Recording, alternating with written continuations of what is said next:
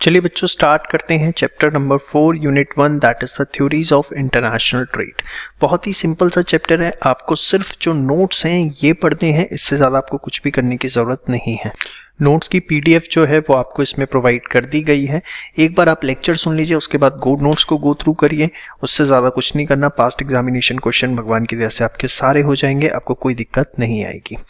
चलिए, international trade सबसे पहले होता क्या है? जब दो या दो से ज़्यादा देशों के बीच में गुड्स, सर्विसेज, रिसोर्सेज इनका एक्सचेंज होता है तो उसको हम सिंपल वर्ड्स में बोल देते हैं कि that is the international trade. देखिए, इंटरनेशनल ट्रेड के अंदर बहुत सारी कॉम्प्लेक्सिटीज़ होती हैं क्योंकि डिफरेंट टाइप ऑफ कस्टमर्स होते हैं, उनकी चॉइसेस अलग होती हैं, उनकी प्रेफरेंसेस अलग होती हैं, टैक्सेस का सिस्टम अलग होता है, कोटा लगे होते हैं। जैसे पहले हिंदुस्तान में होता था कि साल भर में मैक्सिमम इतने टीवी इंपोर्ट किए जा सकते हैं या इतने मोबाइल फ़ोन इंपोर्ट किए जा सकते थे, तो कोटा लगे होते हैं। बहुत सारी चीज़ें होती हैं उसके अंदर इन्वॉल्व। तो देखिए, exchange of goods and services and resources, it involves transaction in multiple currency. Self explanatory है, आप अपने आप भी पढ़ेंगे, आपको सब कुछ समझ में आएगा। Greater complexity as it involves heterogeneity of customers and currencies, differences in legal system, regulation, tariffs and quotas. अब इसके बाद नेक्स्ट पॉइंट आता है, व्हाट आर द बेनिफिट्स या arguments in the favour of international trade and what are the arguments against. मतलब international trade क्यों होना चाहिए और इंटरनेशनल ट्रेड क्यों नहीं होना चाहिए। अब अगर मैं बात करूं उसके बेनिफिट्स की इंटरनेशनल ट्रेड की, तो बहुत सिंपल है। आप सोचो, अगर कोई हिंदुस्तान की कंपनी विदेशों में जाके अपना माल बेचती है तो ऑब्वियसली हिंदुस्तान में वो उन गुड्स का प्रोडक्शन ज़्यादा करेगी। मतलब मैन्युफैक्चरिंग कैपेबिलिटीज़ जो हैं उस कंपनी की, उस ऑर्गेनाइजेशन की बढ़ेंगी। मैन्युफैक्चरिंग कैपेबिलिटीज़ अगर बढ़ेंगी तो कहीं ना कहीं जो नंबर ऑफ लोगों को वो एम्प्लॉय कर रहे हैं वो ज़्यादा होंगे। मतलब that company organisation will provide the job opportunities देगी तो इकोनॉमिक ग्रोथ में कॉन्ट्रीब्यूशन देगी। प्लस अगर वो विदेशों में जाके माल बेचती है तो वहाँ से जो माल बेच के पैसा मिलेगा वो हिंदुस्तान आएगा। मतलब हिंदुस्तान में फॉरेन एक्सचेंज रिजर्व जो है वो इंक्रीज होंगे। चार मोटे मोटे पॉइंट आपको वैसे ही सिंपल वे में समझ में आ जाने चाहिए कि manufacturing capability, jobs, economic growth और उसके बाद अगर आप देखें तो फॉरेन एक्सचेंज। चार मोटे मोटे पॉइंट यहाँ पे क्लियर है। इसके बाद ऐसे ही अगर कोई विदेशी कंपनी हिंदुस्तान में आती है तो हिंदुस्तान के अंदर अगर किसी कंपनी की मोनोपोली है, जो एक कार्टेल बन जाता था, एक वर्ड होता है कार्टेल। कार्टेल में क्या होता है कि बेसिकली कुछ फर्म्स जो हैं मार्केट में, अगर फ्यू फर्म्स होती हैं तो वो अपना एक ग्रुप बना लेती हैं और मिल के प्राइस डिसाइड करती हैं। जैसे हिंदुस्तान में कहा जाता है सीमेंट इंडस्ट्री ने कार्टेल बना रखा है, टायर इंडस्ट्री ने कार्टेल बना रखा है, क्योंकि टायर और सीमेंट की बहुत लिमिटेड कंपनीज है। तो ऐसा कहा जाता है, मैं ये नहीं कह रहा कि वो मिल के प्राइस डिसाइड करते हैं और कंज्यूमर को लूटते हैं।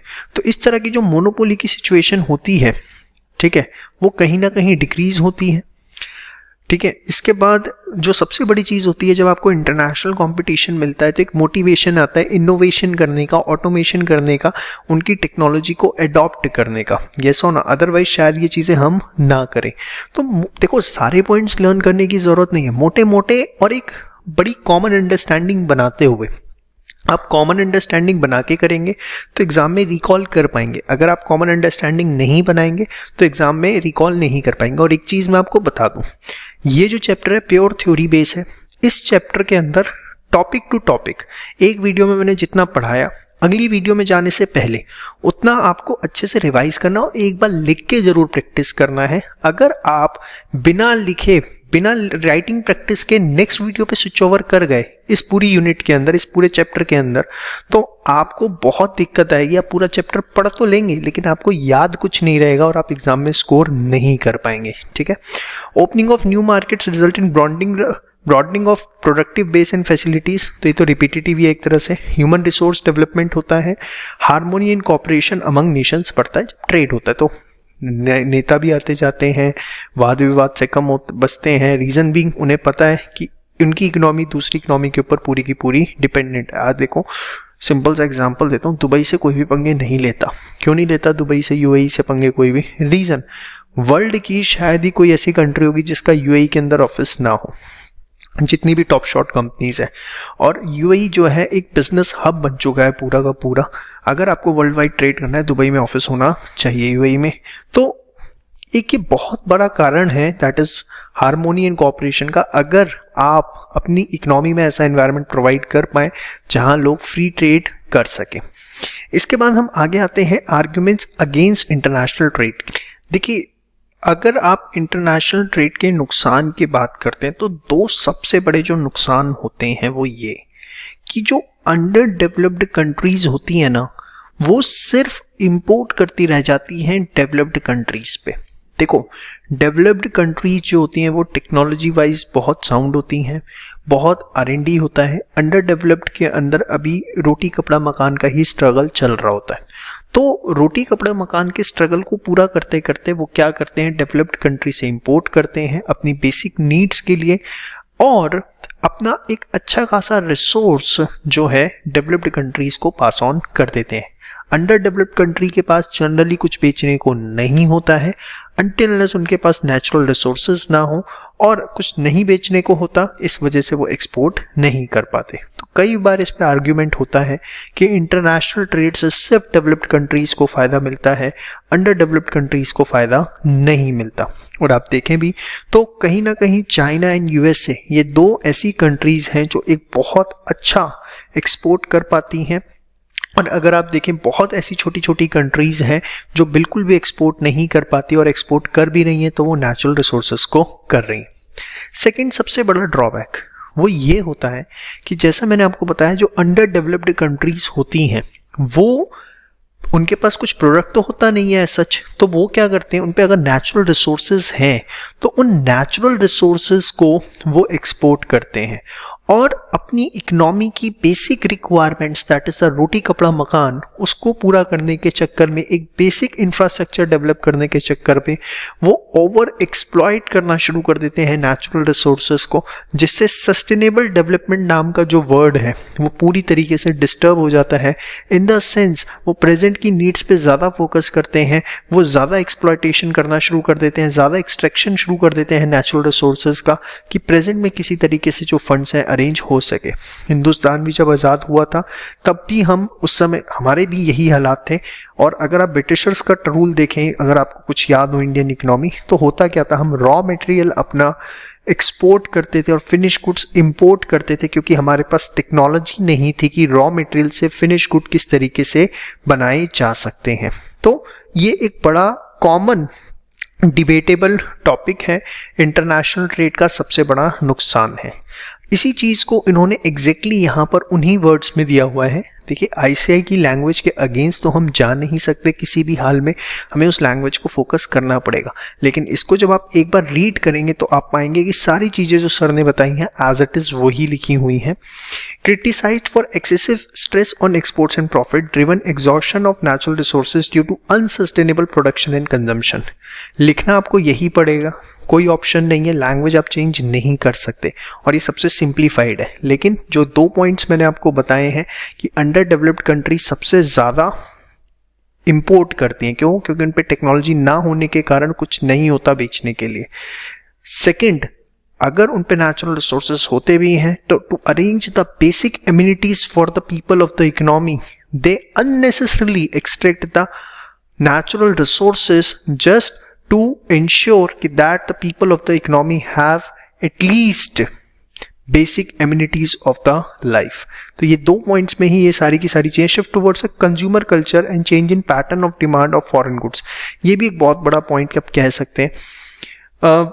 जैसे इंडियन कल्चर भी है कि लोकल नहीं है, इम्पोर्टेड है, मतलब इंडिया में नहीं बना, हिंदुस्तान से बाहर बना है, पता नहीं क्या वो इम्पोर्टेड का एक टैग लग जाता है। और ये अंडर डेवलप्ड जो होती हैं, डेवलपिंग कंट्रीज होती हैं, वहाँ ये देखने को मिलता है कि लोगों को जो एक इम्पोर्टेड गुड्स होते हैं उनका क्रेज ज़्यादा होता है रादर देन डोमेस्टिक गुड्स का। They are ready to pay higher amount for the foreign goods just क्योंकि वो इम्पोर्टेड है। Risky dependence of underdeveloped countries on foreign nation, welfare of people may be ignored for the sake of profit। अब छोटा सा example देता हूँ, China Hindustan में dumping करता है। डंपिंग क्या होता है कि वो जानबूझ के ज़्यादा प्रोड्यूस करता है और अपनी कॉस्ट से कम में दूसरे देशों में बेचता है। कॉस्ट से कम बेचने में क्या होता है कि उस देश में एक बार जो वहाँ की लोकल कंपनियां इंडस्ट्रियाँ होती हैं वो ख़त्म हो जाती हैं। अब चाइना ने बहुत सारे प्रोडक्ट्स में डंपिंग की, मतलब अपनी कॉस्ट से नीचे हिंदुस्तान में प्रोडक्ट को बेचा। यहाँ की लोकल जो ट्रेडर्स थे वो तबाह हो गए, लोकल मैन्युफैक्चरर तबाह हो गए, और धीरे धीरे करके चाइना ने फिर अपने गुड्स के प्राइसेस बढ़ाए और अब वो सारी रिकवरी करना शुरू कर। पहले चाइना के मोबाइल्स आते थे, कितने सस्ते आते थे, लेकिन क्या अब उतने सस्ते आते हैं? The answer is no. अब भी चाइना के मोबाइल आते हैं, लेकिन कंपैरेटिवली अगर प्राइसिंग देखें तो बहुत ज़्यादा हाई है अगर पहले से आप कंपेयर करें, जो पहली चीज़ आती थी और अब आती थी।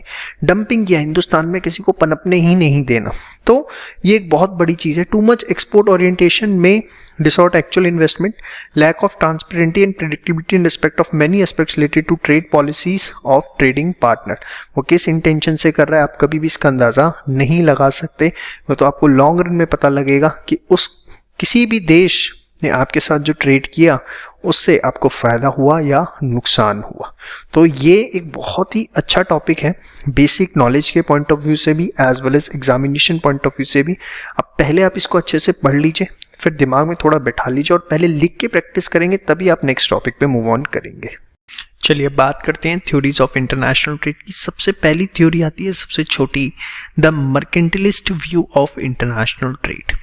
ये थ्योरी क्या कहती है कि देखिए, ये थ्योरी कहती है कि इंटरनेशनल ट्रेड के पीछे किसी भी इकोनॉमी का, किसी भी कंट्री का मकसद होता है अपनी फाइनेंशियल हेल्थ को स्ट्रॉन्ग करना, और वो भी financial health basically in terms of gold. और उसके लिए वो क्या करते हैं, ज़्यादा से ज़्यादा एक्सपोर्ट्स पे फोकस करते हैं और जितना ज़्यादा हो सके इंपोर्ट्स को डिस्करेज करते हैं। ध्यान से देखिए, according to mercantilist theory, a trade theory holds that nations should accumulate financial wealth, usually in the form of gold, by encouraging exports and discouraging imports. Theory is followed by many big and fast growing economies in Asia. Asia के अंदर सबसे ज़्यादा ये जो है follow हो रही है। चलिए, तो बहुत सिंपल सी थ्योरी थी। अब हम बात करते हैं the theory of absolute advantage की, बहुत ही इंटरेस्टिंग और सबसे अच्छी। एडम स्मिथ, आपने बहुत बार नाम सुना होगा, द फादर ऑफ इकोनॉमिक्स भी कहा जाता है। इन्होंने ये थ्योरी दी थी और ये सबसे ज़्यादा सपोर्ट करते थे अनरिस्ट्रिक्टेड ट्रेड को, free international competition, absolute cost advantage, और इसको इन्होंने प्रूव भी किया था। Is the determinant of mutually beneficial international trade. It helps in utilising the resources in the most efficient way and output of both products will rise for the two countries. अब ये क्या है, जैसे समझते हैं एक बहुत सिंपल से एग्जाम्पल से, बहुत ही अच्छा डिसेंट एग्जाम्पल है, आपको सब कुछ समझ में आएगा। सपोज एक कंट्री ए है और एक कंट्री बी। कंट्री ए के अंदर जो वीट है, पर आर मतलब पर लेबर आर, एक लेबर आर में 6 बशल्स जो है बेसिकली वीट का प्रोडक्शन होता है, जिसको हम W से डिनोट करेंगे अब। और क्लोथ का पर आर में कितने यार्ड्स होता है, 4 यार्ड्स होता है, जिसको हम C से रिप्रेजेंट करेंगे। मतलब कंट्री ए की प्रोडक्शन कैपेसिटी बता रखी है कि 6 bushels per hour of wheat and एक आर में कितने yard cloth, 4। Same way country B में अगर देखें तो 1 आर में सिर्फ 1 बशल ऑफ वीट होता है, बट क्लोथ जो है वो 5 यार्ड होता है।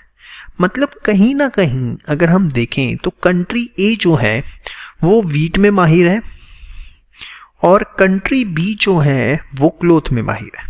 यस और नो? पक्का? देखिए, in the above table 1 hour of labour time produces 6 bushels and 1 bushels of wheat by country A and B respectively. पहला पॉइंट। दूसरा point, 1 hour of labour time produces 4 yards of cloths in country A and 5 in country B. यहाँ तक आपको कोई दिक्कत नहीं होनी चाहिए। इसके बाद देखिए, country A is more efficient then country B and has an absolute advantage over country B in production of wheat. However, country B is more efficient than country A and has an absolute advantage over country A in production of cloth. यहाँ तक आपको 4 points absolutely clear हैं। अब Adam Smith की इस theory के हिसाब से जो कंट्री जिस चीज़ में एफिशिएंट है उसी में स्पेशलाइजेशन करे, वो उसी पे अपना सारा का सारा फोकस डाल दे। So as to gain profit, country A would specialize completely in production of wheat, क्योंकि वो wheat में स्पेशलिस्ट है, और country B जो है वो किसके ऊपर डाले अपना सारा का सारा फोकस, क्लोथ के ऊपर डाले। अब इस चीज़ को उन्होंने एक एग्जाम्पल से प्रूव करके भी दिया कि इससे क्या फ़ायदा होगा, किस तरीके से होगा। एग्जाम्पल को बड़े ध्यान से सुनिएगा जो मैं आपको अब देने जा रहा हूँ। Country A suppose country B के साथ एक डील करती है। क्या डील करती है कि कंट्री ए कंट्री बी को 6 bushels ऑफ वीट देगी। कंट्री ए जो है कंट्री बी को क्या देगी? 6 bushels ऑफ किसके? वीट के। ठीक है, कंट्री बी को देगी और उसके बदले में बी जो है ए को क्या देगा?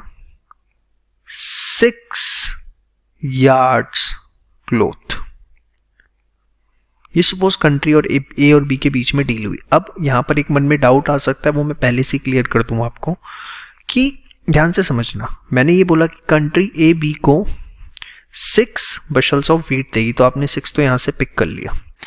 कंट्री बी उसके बदले में 6 yards ऑफ क्लोथ ही देगी, ये आपने कैसे एज्यूम किया? आप ये सोच सकते हैं, आपका राइट है।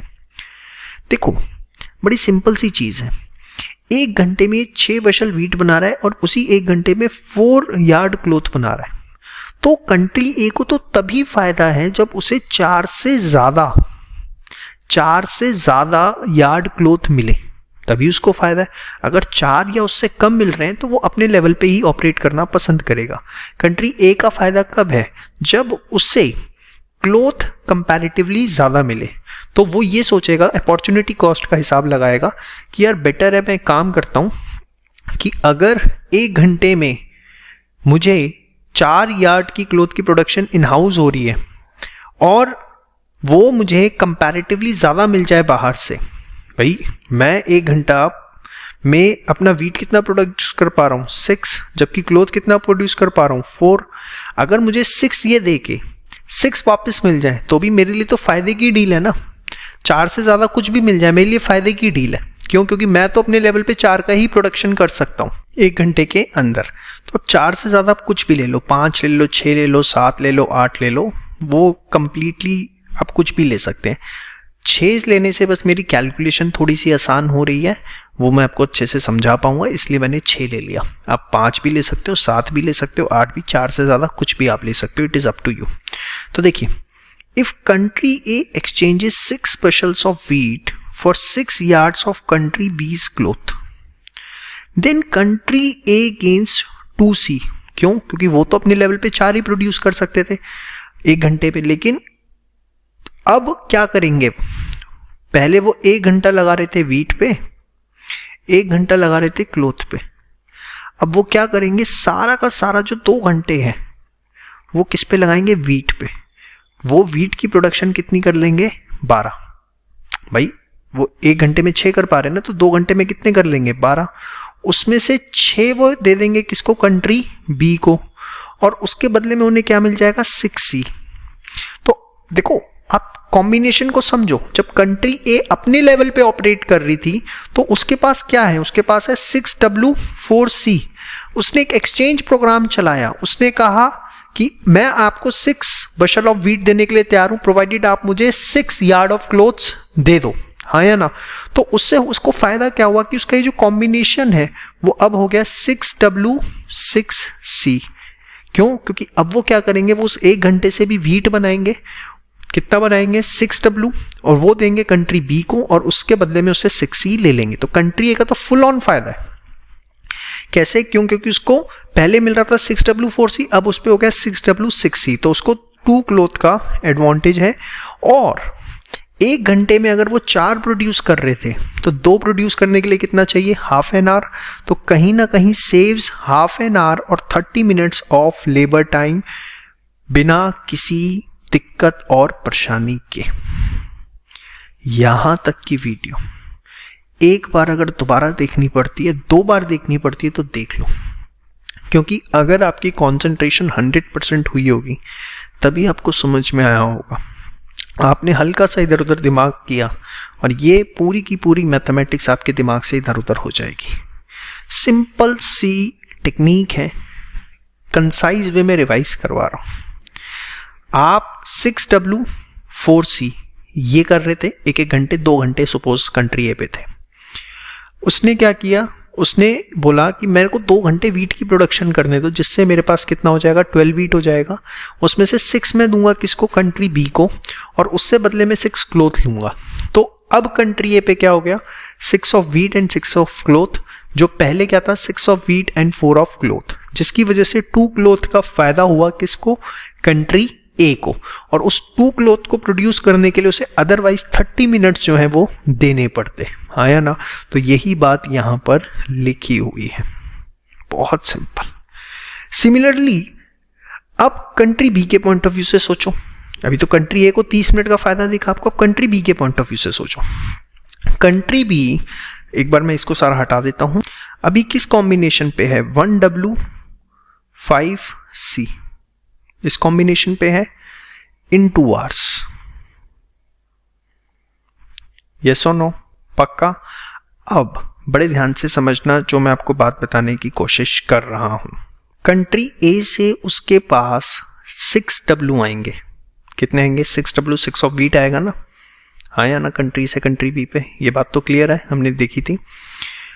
कंट्री बी 1 घंटे में 1 bushel वीट प्रोड्यूस करती है, लेकिन क्योंकि उसने एक एग्रीमेंट किया कंट्री ए के साथ, तो उसके पास 6 bushels ऑफ वीट आ गया। यस और नो, वो 1 घंटे में 1 प्रोड्यूस कर पा रहे थे, उन पे 6 आ गया। मतलब अगर उनको अपने लेवल पे 6 प्रोड्यूस करने पड़ते तो उनको 6 घंटे लग जाते, है ना, उनको कितने लग जाते, 6 घंटे लग जाते।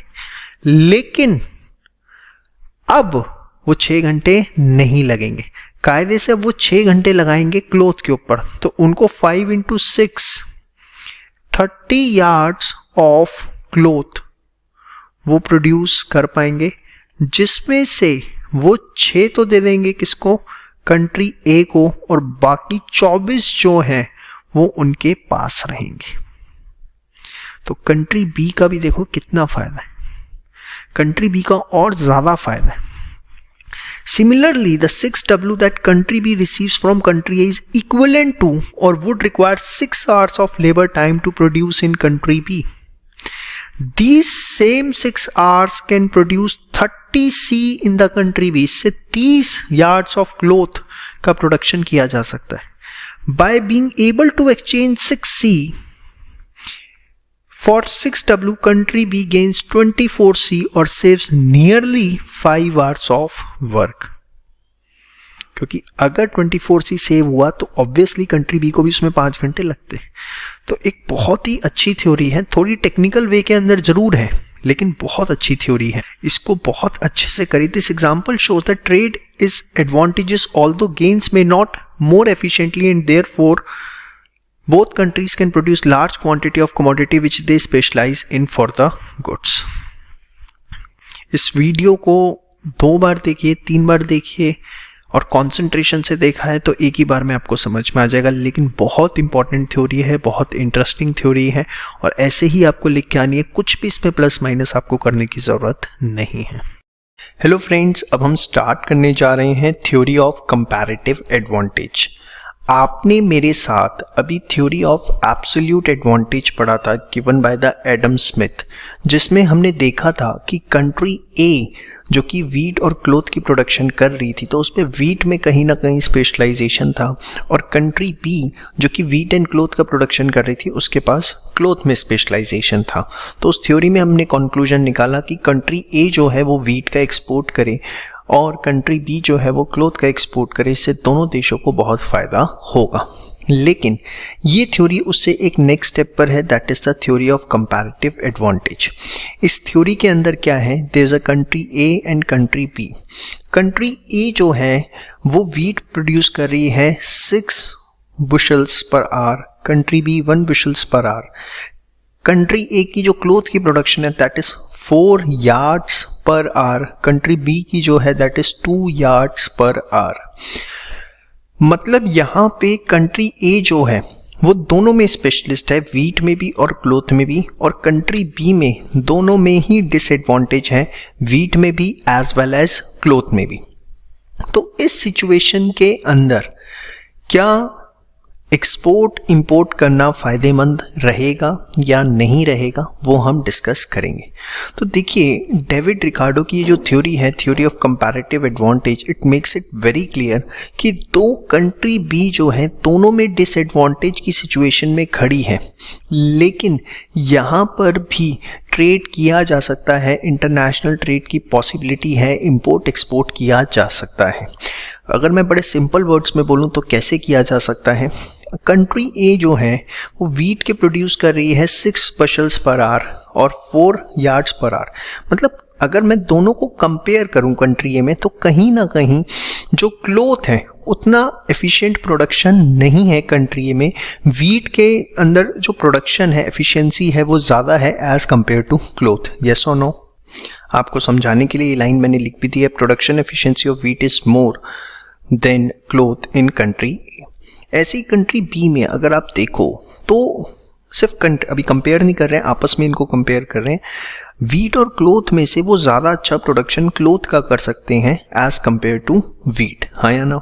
ये मैंने आपके लिए लिख दिया, country B has production efficiency in cloth as compare to wheat. ये अभी आपस में कंपेयर किया है।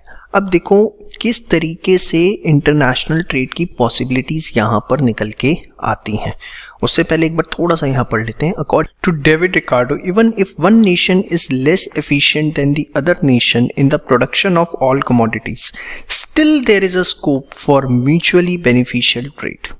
The first nation should specialize in the production and export of the commodity in which it has absolute advantage and import the commodity in which it has absolutely disadvantage। मतलब country ए के लिए क्या lesson है कि country A जो है इसका export करें और इसका इंपोर्ट करें, और सेम वे कंट्री बी में क्योंकि क्लोथ में उन्हें एडवांटेज है तो इसका वो एक्सपोर्ट करें और इसका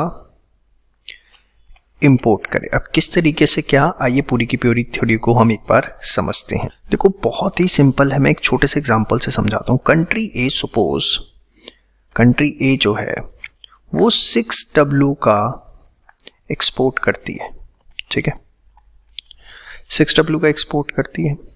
तो अगर कंट्री ए 6W का एक्सपोर्ट करती है, कंट्री बी उसे इंपोर्ट कर रही है, तो कंट्री बी के पास 6W आए, 6W इक्विवेलेंट टू 6 आवर्स, क्योंकि यहां वो 1 आवर में 1 ही प्रोड्यूस कर पा रहे हैं, आप देख पा रहे हो तो, यस और नो? तो 6W is equals to 6 hours, और इस 6 आवर्स के अंदर वो 6 × 2 12 क्लोथ्स का प्रोडक्शन कर सकते थे। हाँ या ना? भाई सीधी सी बात है, अगर कंट्री ए ने 6W एक्सपोर्ट किया, किसको? कंट्री बी को, तो कंट्री बी को 6W मिला। इस 6W को प्रोड्यूस करने के लिए अदरवाइज उनको कितने आवर्स डिवोट करने पड़ते? 6 आवर्स डिवोट करने पड़ते। यही सब चीज़ लिखी है, अभी समझो बस आप आराम से, थोड़ा रिलैक्स होके, थोड़ा कंसंट्रेशन के साथ करना पड़ेगा, एक बार में समझ में नहीं आएगा, दिमाग घूम जाएगा, नहीं तो कहोगे सर को पढ़ाना नहीं आता। अगर चाहते हो कि तरीके से समझ में आए, थोड़ा एकदम रिफ्रेश होके बैठो, तभी टॉपिक समझ में आएगा। टॉपिक बहुत अच्छा है, क्योंकि एक बार दिमाग में घुस गया तो निकालना भी चाहोगे तो भी निकलेगा, इतना अच्छा टॉपिक है। 6W is equals to 6 hours, हाँ या ना? अब 6 आवर्स अगर कंट्री बी को लगते 6W प्रोड्यूस करने में, तो 6 आवर्स में वो कितने क्लोथ प्रोड्यूस कर सकते थे? 12C कर सकते थे। क्यों कर सकते थे 12C? क्या कारण है बताओ? क्योंकि 1 आवर में वो 2 क्लोथ प्रोड्यूस कर रहे हैं, तो 6 आवर्स में वो 12 क्लोथ प्रोड्यूस कर सकते थे। इतनी बात समझ में आनी चाहिए। बस आगे मैं पूरा समझाता हूँ, बड़े ध्यान से देखना। आइए इसको एक बार रीड करते हैं जो हमने यहाँ लिखा हुआ है। In the above table, country B can only produce 2 yards of cloth per hour. It has absolute disadvantage in the production of both wheat and cloth as compared to country। अगर country A के मुकाबले हम देखें तो उसको कहीं ना कहीं दोनों के अंदर ही disadvantage है। Country A has absolute advantage with respect to country B in production of wheat। production of wheat में भी किस रेशो में? 6:1 में, और cloth में 4:2 के अंदर। हाँ या ना? 4:2 इसलिए लिखा क्योंकि 2:1 लिख देता आपको दिक्कत हो जाती, इसलिए मैंने सिंप्लिसिटी के लिए 4:2 ही लिखा। So country A has advantage in producing as well as exporting of wheat. अब कैसे, अभी हम इसको प्रूफ भी करेंगे पूरा। Country B has less disadvantage in cloth, so it can produce cloth but not wheat. अगर कंपेयर करें तो उसे ज़्यादा फायदा क्लोथ में है, तो वो क्लोथ की प्रोडक्शन पे फोकस करे, वीट की प्रोडक्शन पे फोकस ना करे। According to the law both the countries can exchange their goods in which they are specialised. Both nation can gain from trade even if one of them is less efficient than the other. अब मोटा मोटा sir ये समझ में आ गया है कि country ए wheat का एक्सपोर्ट करे, कंट्री बी क्लोथ का करे। कुछ आपने ये भी बताया था यहाँ पे कि ये 6W अगर एक्सपोर्ट करेंगे बी को, तो बी को 6W के लिए 6 आवर्स लगते, जिसमें वो 12 क्लोथ की प्रोडक्शन कर सकते हैं। अब आ रहा है क्लाइमैक्स ऑफ दिस वीडियो पहली बार वर्ड यूज़ किया है। चलिए तो इस क्लाइमैक्स को समझते हैं, ध्यान से समझना। देखो कंट्री ए अगर 6W एक्सपोर्ट करती है, उसका कितना टाइम जाता है? 1 आवर, हाँ या ना? उस 1 आवर में वो कितना क्लोथ का प्रोडक्शन कर सकती थी? 4C, यस और नो? तो अगर उसको ऐसी डील मिल जाए कि आप 6W एक्सपोर्ट करो, हम आपको 4C से ज़्यादा दे देंगे, तो कंट्री ए के लिए कहीं से नुकसान है? बोलो है? अरे बोलो भाई, नहीं है। Very good. कंट्री ए अगर अपना 1 आवर लगाती भी क्लोथ में, तो हर मार के 4C का प्रोडक्शन कर सकती थी, इससे ज़्यादा वो कर ही नहीं सकती थी। उसने 6W एक्सपोर्ट किया, उसमें उसके 1 आवर लगे। 1 आवर में वो कितना क्लोथ प्रोडक्शन कर सकती थी? 4C। कोई भी कंट्री उसको ऑफर कर दे, कंट्री भी उसे ऑफर कर दे कि हम 4C से ज़्यादा आपको 6W के बदले में देंगे, तो कंट्री ए के लिए क्या नुकसान का सौदा है? बोलो भाई, सीए कर रहे हो हैं, इनडायरेक्टली बन चुके आप। चलिए देखो, country A would gain if it could exchange 6W for more than 4C from country B, because 6W for 4C is what it can exchange domestically. भाई 6W के 1 आवर क्लोथ पे लगा के 4C तो वो खुद भी प्रोड्यूस कर सकता है, बट अगर उससे ज़्यादा उसे मिल जाए तो उसके लिए तो अच्छी बात है, हाँ या ना? पक्का। The more C it gets greater would be gain from trade. जितना उसे ज़्यादा मिलेगा उतना उसके लिए फ़ायदे की सिचुएशन होगी। इन कंट्री बी, अब कंट्री बी में मैंने आपको बताया था अगर 6W कंट्री बी को मिलता है तो वहाँ पे वो 12 क्लोथ की प्रोडक्शन कर सकती है, यस और नो? क्योंकि 6W में 6 आवर्स लगते हैं, 6 आवर्स के अंदर वो 12 क्लोथ की प्रोडक्शन कर सकती है। ये बात ध्यान है आपको। तो इन कंट्री बी, माफ कीजिएगा इसे ठीक कर लेना, country B 6W is equals to 12C. Anything less than 12C that country B must give up to obtain 6W from country A represents to gain from trade for B. अब ये क्या है सर? देखो भाई बात समझो, country A country B को क्या दे रही है? 6W। 6W के लिए कंट्री B को कितने लगते? 6 आवर्स। उस 6 आवर्स में वो कितना क्लोथ का प्रोडक्शन कर सकती है? 12 क्लोथ। तो भाई कंट्री भी अगर 12C का प्रोडक्शन कर सकती है तो वो 12C से कम ही सेक्रीफाइस करेगी ना, जितना वो प्रोडक्शन कर सकती है मैक्सिमम उसके अगेंस्ट। या तो उतना कर देगी या उससे कम करेगी, उतना भी नहीं करेगी वैसे तो, उससे ज़्यादा तो नहीं कर सकती ना। तो यही बात यहाँ लिखी गई है, अगर आप इसे ध्यान से पढ़ें, जो यहाँ पर आपको सारी की सारी बातें लिखी गई हैं। In country B, 6W is equals to 12C. Anything less than 12C that country B must give up to obtain 6W from country A represents a gain from trade for B. A को, country A को फायदा कब होगा? Country A को जब फायदा होगा जब उसे 6W के बदले में 4C से तो ज्यादा मिले। क्यों ज्यादा मिले 4C से? क्योंकि 4C तो वो अपने देश में ही प्रोड्यूस कर सकते हैं 1 आवर में, बट 12C से कम मिलेगा। क्यों? क्योंकि कंट्री भी उसके अगेंस्ट मैक्सिमम एडवांटेज जो है वो कितना ले सकती है? 12C तक का ले सकती है। तो देखो वही लिखा है, in country B 6W is equals to 12C.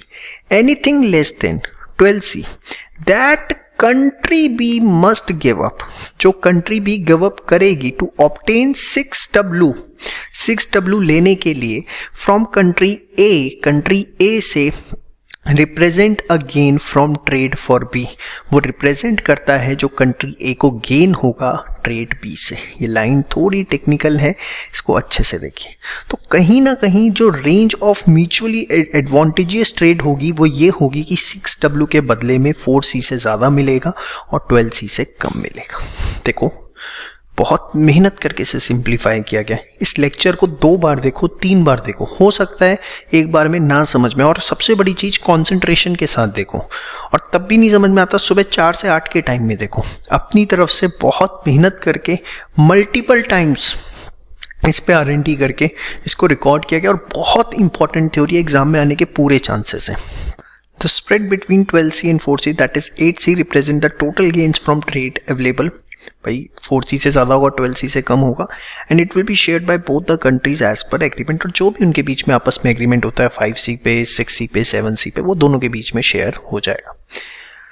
अच्छा, एक मजे की बात, वीट ये एक्सपोर्ट कर रहा है कंट्री, और कंट्री भी जो है वो क्लोथ एक्सपोर्ट कर रहा है। हाँ, अगर आप ये सोचो कि कंट्री एक क्लोथ एक्सपोर्ट करे और कंट्री भी वीट एक्सपोर्ट करे, तो फिर ये सिचुएशन नहीं हो सकती। यही बात यहाँ लिखी गई है, if the absolute disadvantage that one nation has with respect to another nation, there will be no trade. ये सिर्फ एडवांटेज के केस में हो सकता है, डिसएडवांटेज के केस में नहीं। 1936 Haberler resolve these issues by introducing concept of opportunity cost. देखिए, अपॉर्चुनिटी कॉस्ट जो है वो आप बहुत अच्छे से जानते हैं, it is a value of forgone. अब देखिए यहाँ पे मैं आपको एक एग्जांपल से समझा दूं बस। जैसे कंट्री ए है, अब वो 6 वीट प्रोड्यूस कर सकती है या 4 क्लोथ प्रोड्यूस कर सकती है। तो अगर 6 वीट या 4 क्लोथ, 1 आर के अगेंस्ट यही है, तो 1 वीट अगर उसको एडिशनल प्रोड्यूस करना है तो 6 इसके नीचे चला जाएगा, 4/6 हो जाएगा। भाई बचपन में ही आपने पढ़ा हुआ है, इतना 6 एप्पल की कीमत अगर 18 रुपये है तो 1 एप्पल की कीमत कैसे निकालते थे? ये 6 नीचे ले जाते थे ना, 3 रुपये। यूनिटरी मेथड सेम वे ही है यार। 6 वीट इक्वल टू 4 क्लोथ, तो 1 वीट के लिए कहीं ना कहीं क्लोथ के 4/6 या सिंपल वर्ड्स में 2/3 ऑफ क्लोथ रिसोर्सेज चाहते हैं। यस और नो? तो 1 वीट एडिशनल प्रोड्यूस करने की जो कॉस्ट है for country A, it is the 2/3 of cloth resources. Yes और no? But in country B 1 wheat is equals to 2 cloth. तो अगर वहां पे अपॉर्चुनिटी कॉस्ट देखी जाए 1 वीट को प्रोड्यूस करने की, that is 2 times of cloth. देखिए, country A must give up 2/3 of a unit of cloth to release enough resources to produce 1 additional unit of wheat. उन्हें 2/3 रिसोर्सेज क्लोथ के release करने पड़ेंगे, 1 एडिशनल यूनिट अगर wheat की produce करनी है। Country B 2 times of unit of cloth. अब बताओ अपॉर्चुनिटी कॉस्ट कहां ज्यादा है? कंट्री बी पे है। यस और no? The opportunity cost of wheat is lower in country A than B. Country B में ज्यादा है, कंट्री ए में कम है। Country A would have a comparative advantage over country B in wheat. क्योंकि कंट्री ए की opportunity cost कम है, इसलिए कंट्री ए के पास एडवांटेज था वीट में। तो अपॉर्चुनिटी कॉस्ट के कॉन्सेप्ट से भी इसे 1936 ने हैबलर ने एक्सप्लेन किया। ठीक है, वही सारी चीजें। So by such specialization in trade, both the nation will be able to consume more of both goods than that would have been possible without trade, जो हमने ऊपर पूरा देखा। तो इसे उससे भी हम समझ सकते हैं, लेकिन इस थ्योरी की अपनी कुछ लिमिटेशंस हैं, और बहुत इंपॉर्टेंट 3 नंबर का क्वेश्चन इस पे आ सकता है। It emphasis on supply conditions. सिर्फ सप्लाई की बात होती है, डिमांड पैटर्न्स के ऊपर कोई बात नहीं है कि किस कंट्री में किस प्रोडक्ट की क्या डिमांड है। हिंदुस्तान में जितनी साड़ी की डिमांड है, यूरोप में उतनी साड़ी की डिमांड हो, ये बिल्कुल भी ज़रूरी नहीं है। The theory does not examine why countries have different cost, क्योंकि रिसोर्स अवेलेबिलिटी की वजह से हो सकता है कि हर कंट्री की अपनी प्रोडक्शन कॉस्ट डिफरेंट हो। यहाँ पर हम कॉस्टिंग के पार्ट पर कोई बात नहीं करते। और तीसरा सबसे बड़ी चीज़, he was unable to answer many questions like why does a nation have comparative advantage and disadvantage in production of commodity। ऐसा क्यों होता है? क्या ऐसे circumstances होते हैं कि comparative advantage and disadvantage generate होता है? तो एक 3 बहुत बड़ी limitations भी हैं। इसी के साथ ये पूरी थ्योरी आपकी कंप्लीट होती है। बहुत इंपॉर्टेंट, अच्छी, प्यारी और 101% इस पे क्वेश्चन आना चाहिए। इसे बहुत अच्छे से तैयार करें और लिख के जरूर प्रैक्टिस करें, तभी आप अपने नेक्स्ट टॉपिक पे पढ़ें। अगर बिना लिखे आप प्रैक्टिस कर रहे हैं तो फिर आपको फ़ायदा नहीं होगा, आप एग्ज़ाम में कहीं ना कहीं फंस जाएंगे। इस टॉपिक को अच्छे से पहले आप नोट्स में से पढ़िए। चलिए अब बात करते हैं हेशर-ओलिन थ्योरी ऑफ ट्रेड की, जिसको एचओ मॉडल भी कहा जाता है, factor endowment theory of trade भी कहा जाता है और मॉडर्न थ्योरी ऑफ ट्रेड भी कहा जाता है।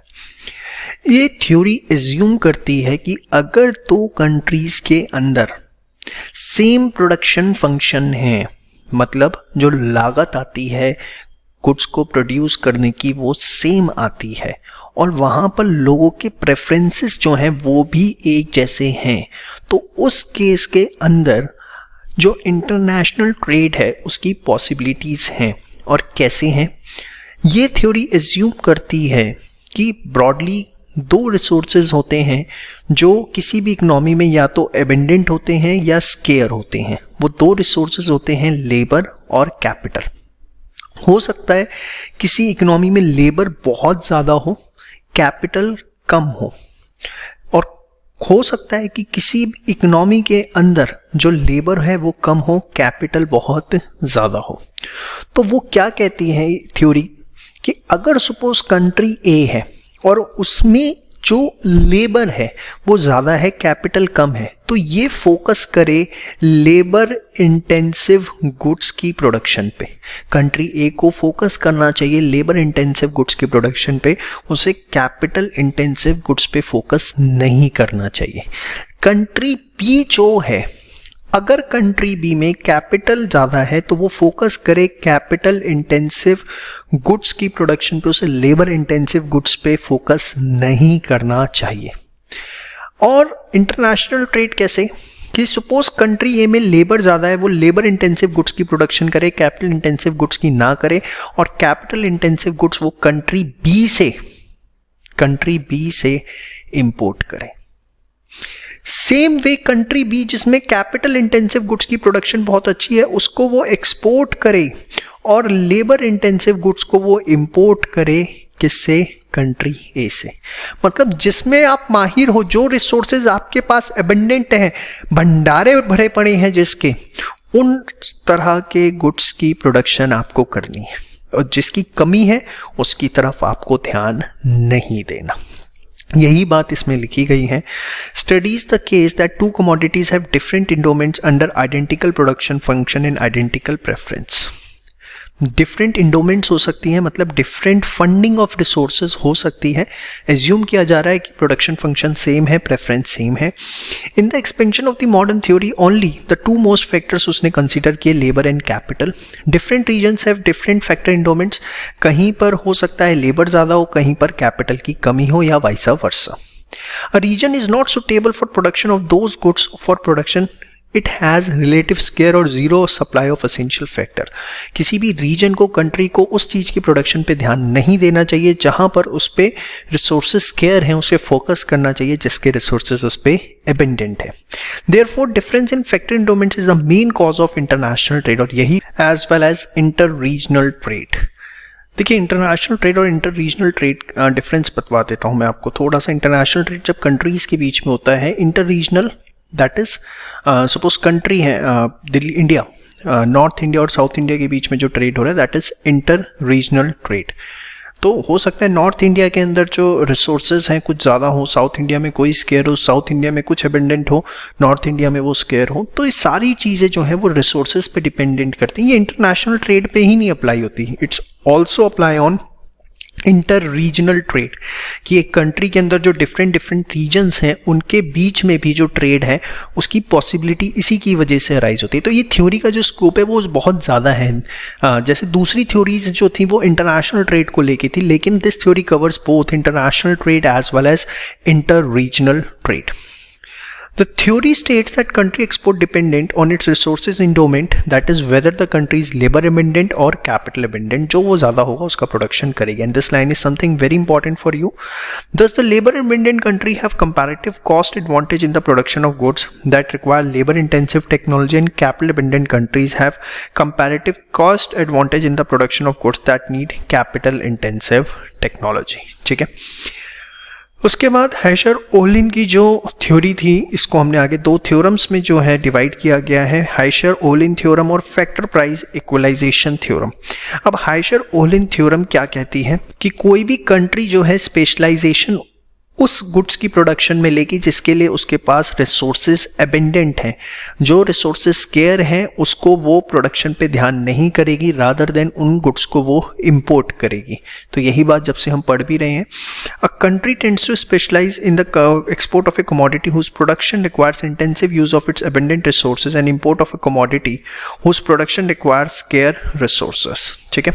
फैक्टर प्राइस इक्वलाइजेशन थ्योरम क्या कहती है कि बेसिकली अगर दो कंट्रीज आपस में इस तरीके से ट्रेड करती हैं तो वहाँ के जो फैक्टर प्राइसेस हैं उनके बीच में एक मोबिलिटी एज्यूम की जाती है और कि वो परफेक्टली मूवेबल हैं और जिसकी वजह से जो फैक्टर प्राइसेस हैं दोनों कंट्रीज में सेम होंगे। मतलब देखिए, लेबर को क्या दिया जाता है? वेजेस।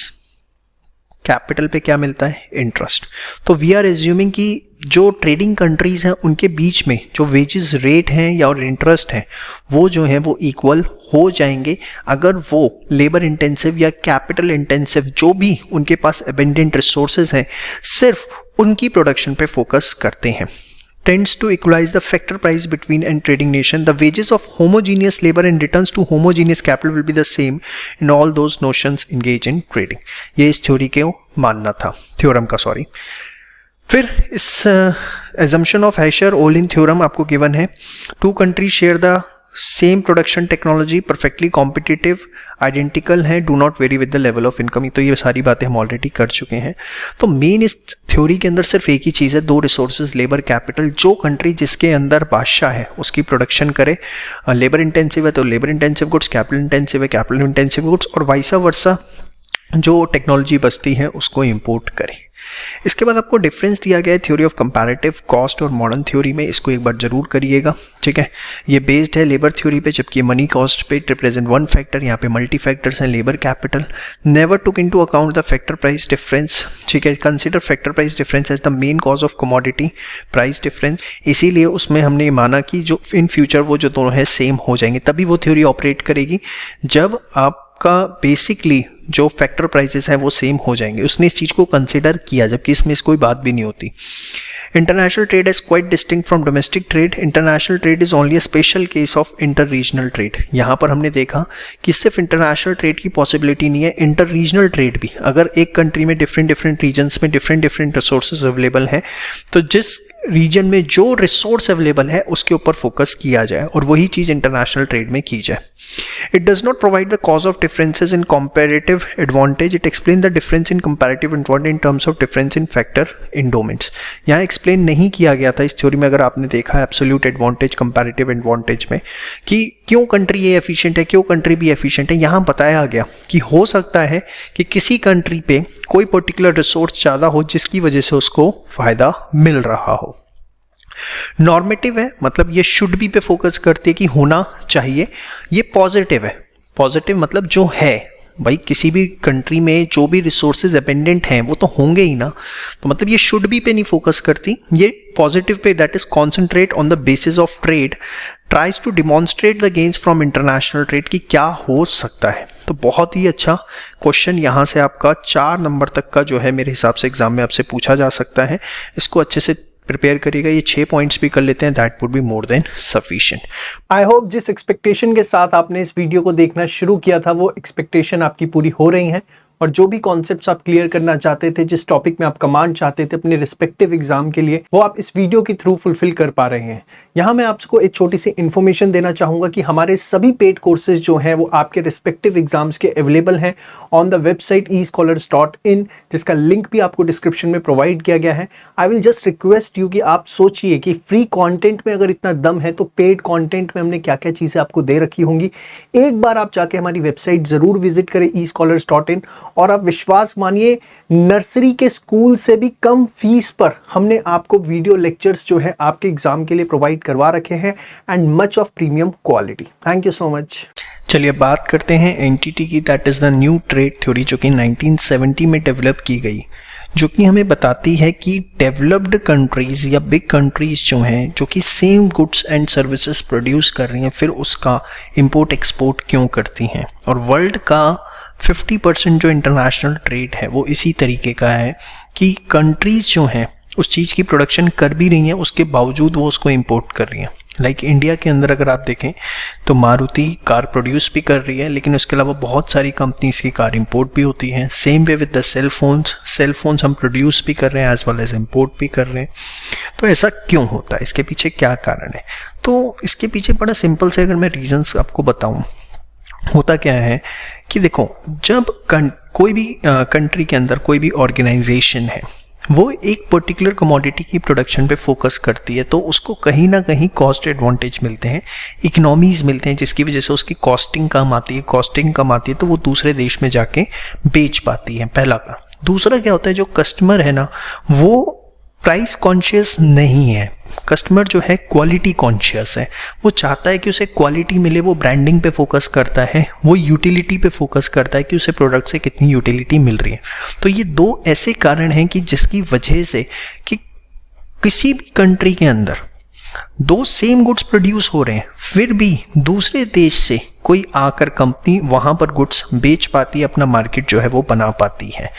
देखिए, developed in 1970, why developed and big countries are trade partners, जबकि वो सिमिलर गुड्स में डील कर रहे हैं। मोनोपोलिस्टिक कंपटीशन जैसी एक सिचुएशन होती है। Firms are often competing on brand quality and not just simple price. Example, it can explain why countries can both export and import designer clothes. अब designer clothes के case में generally ऐसा होता है, आप जितनी अच्छी क्वालिटी देंगे उतने ज़्यादा आपको एक्सपोर्ट ऑर्डर्स मिलते हैं। दो मेन कारण, economies of scale and network effect. Economies of scale costing, network effect that is the band wagon effect, कि कस्टमर जो है चॉइसेस चाहता है, यूटिलिटी चाहता है, इस वजह से ऐसा हो पाता है। जैसे व्हाट्सएप हो गया, माइक्रोसॉफ्ट, अब देखो इतने ऐप्स हैं, ठीक है, ऑलमोस्ट हर कंट्री ने अपना एक मैसेंजर ऐप बना रखा है, लेकिन व्हाट्सएप ही क्यों सबसे ज़्यादा चल रहा है, माइक्रोसॉफ्ट विंडोज़ ही सबसे ज़्यादा क्यों चल रही है, जबकि उबुंटू आती है and there are various Windows options available just because of quality. ठीक है, तो ये था न्यू ट्रेड थ्योरी। इसी के साथ ये वाला जो यूनिट है आपका चैप्टर है पूरा का पूरा कंप्लीट होता है। नेक्स्ट चैप्टर हम स्टार्ट करें उससे पहले इसको आप लिख लीजिए, अच्छे से प्रैक्टिस कर लीजिए, और उसके बाद ही आप नेक्स्ट चैप्टर पे जाएंगे। और नेक्स्ट चैप्टर पे जाने से पहले इसको बहुत अच्छे से पूरा रिवाइज कर लीजिए।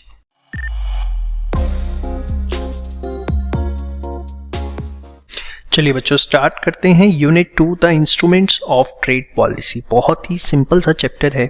सबसे पहला वर्ड आता है टैरिफ। टैरिफ का मतलब क्या होता है? बड़े सरल अक्षरों के अंदर जो भी गुड्स इंपोर्ट किए जाते हैं, दूसरे देशों से परचेज किए जाते हैं, या हम दूसरे देशों को एक्सपोर्ट करते हैं, मतलब दूसरे देशों को बेचते हैं, तो उसके ऊपर जो टैक्सेस लगाए जाते हैं, that is import duty on imports and export duty on export, उस चीज को हम बोलते हैं क्या? टैरिफ।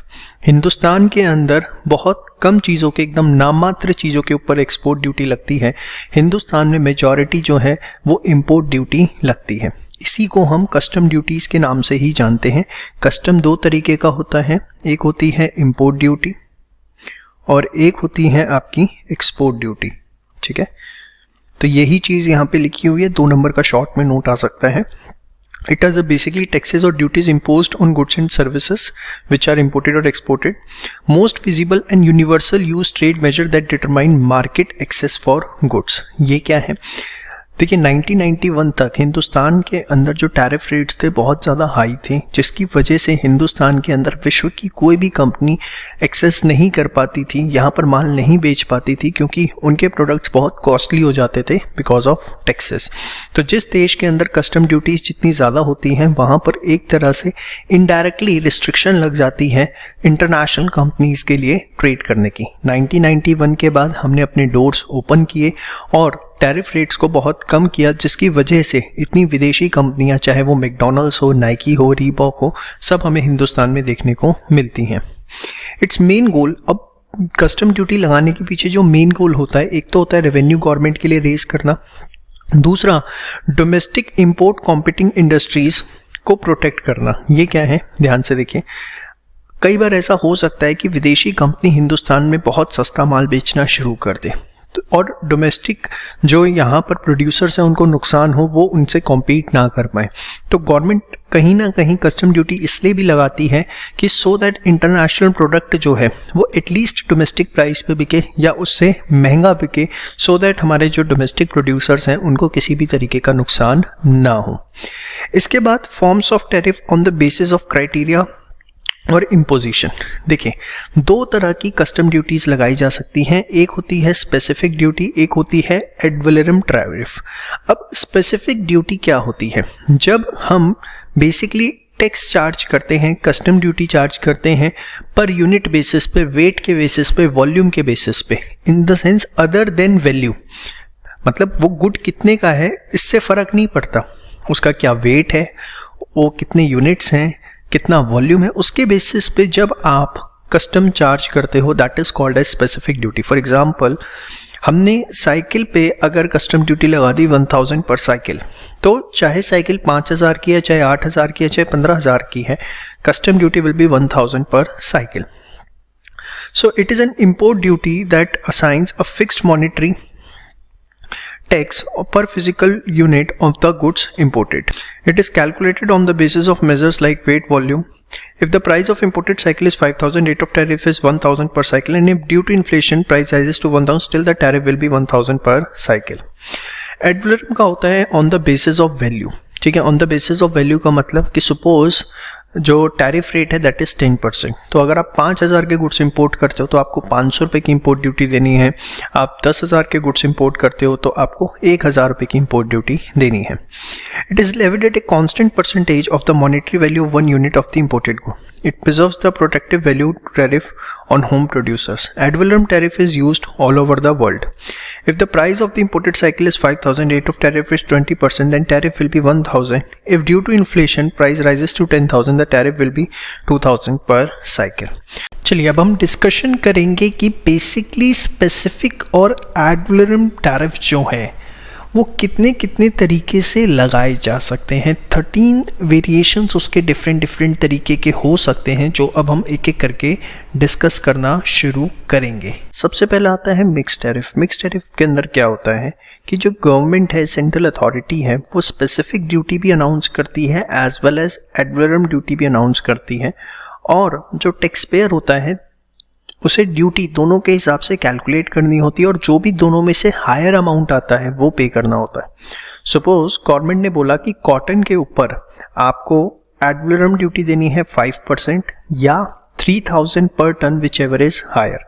तो सपोज आप कॉटन इंपोर्ट करते हो 1 lakh rupees per ton, 1 ton cotton लेके आते हो 1 लाख रुपीज का, तो 1 लाख का 5% कितना होता है 5000, और ये तो हो गया एड वैलोरम, कितना 1 लाख का 5% सपोज है तो 5000, और गवर्नमेंट ने स्पेसिफिक ड्यूटी भी बोल दी कि 3000 रुपये। अब दोनों में से हायर देना है, दोनों नहीं देने, दोनों में से जो भी हायर है, तो दैट इज मिक्स टैरिफ। तो हायर क्या है 5000, ये देना होगा। It is calculated as higher of specified duty और ad valorem duty. Duty on cotton 5%, ad valorem और 3000 per ton, whichever is higher, ठीक है। इसके बाद आता है नेक्स्ट आपका कंपाउंड टैरिफ और अ कंपाउंड ड्यूटी। अब ये कंपाउंड टैरिफ और कंपाउंड ड्यूटी क्या होता है, बड़े ध्यान से समझिए। इसमें आपको दोनों देनी होती है, स्पेसिफिक ड्यूटी भी देनी होती है as well as ad valorem भी। फॉर एग्जांपल गवर्नमेंट ने ये बोला कि आप कॉटन जो भी इंपोर्ट करोगे उस पे आपको 1000 पर टन प्लस 2% आपको ड्यूटी देनी होगी। तो सपोज आपने 1 टन इंपोर्ट किया 1 लाख रुपए का, तो 1000 पर टन तो देनी है, प्लस उसका 2% कितना हो गया 2000, तो टोटल कितना हो गया 3000 रुपये, ठीक है।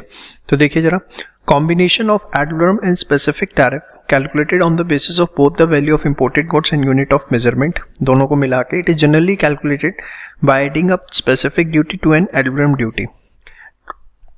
Duty on cheese at 5%, ad valorem plus 100 per KG, तो दोनों का कॉम्बिनेशन लगता है।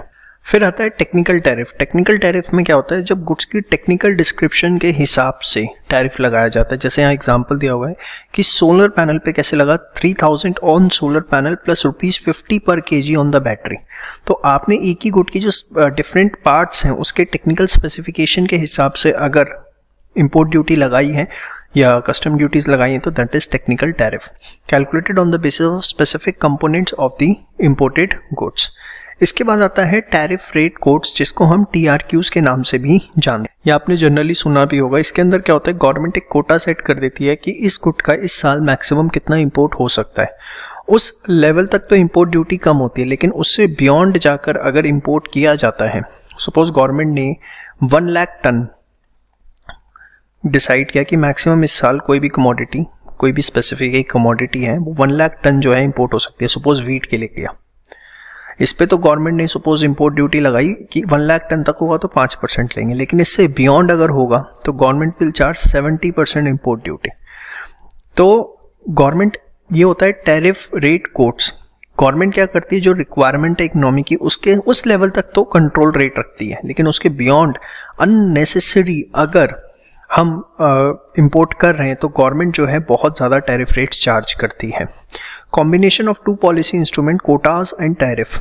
इंपोर्ट्स अबव द थ्रेशोल्ड में face a prohibitive out of quota tariff rate, उसको बोला जाता है। ये इंपॉर्टेंट है, इसके ऊपर एग्जाम में क्वेश्चन आने के चांसेस पूरे हैं।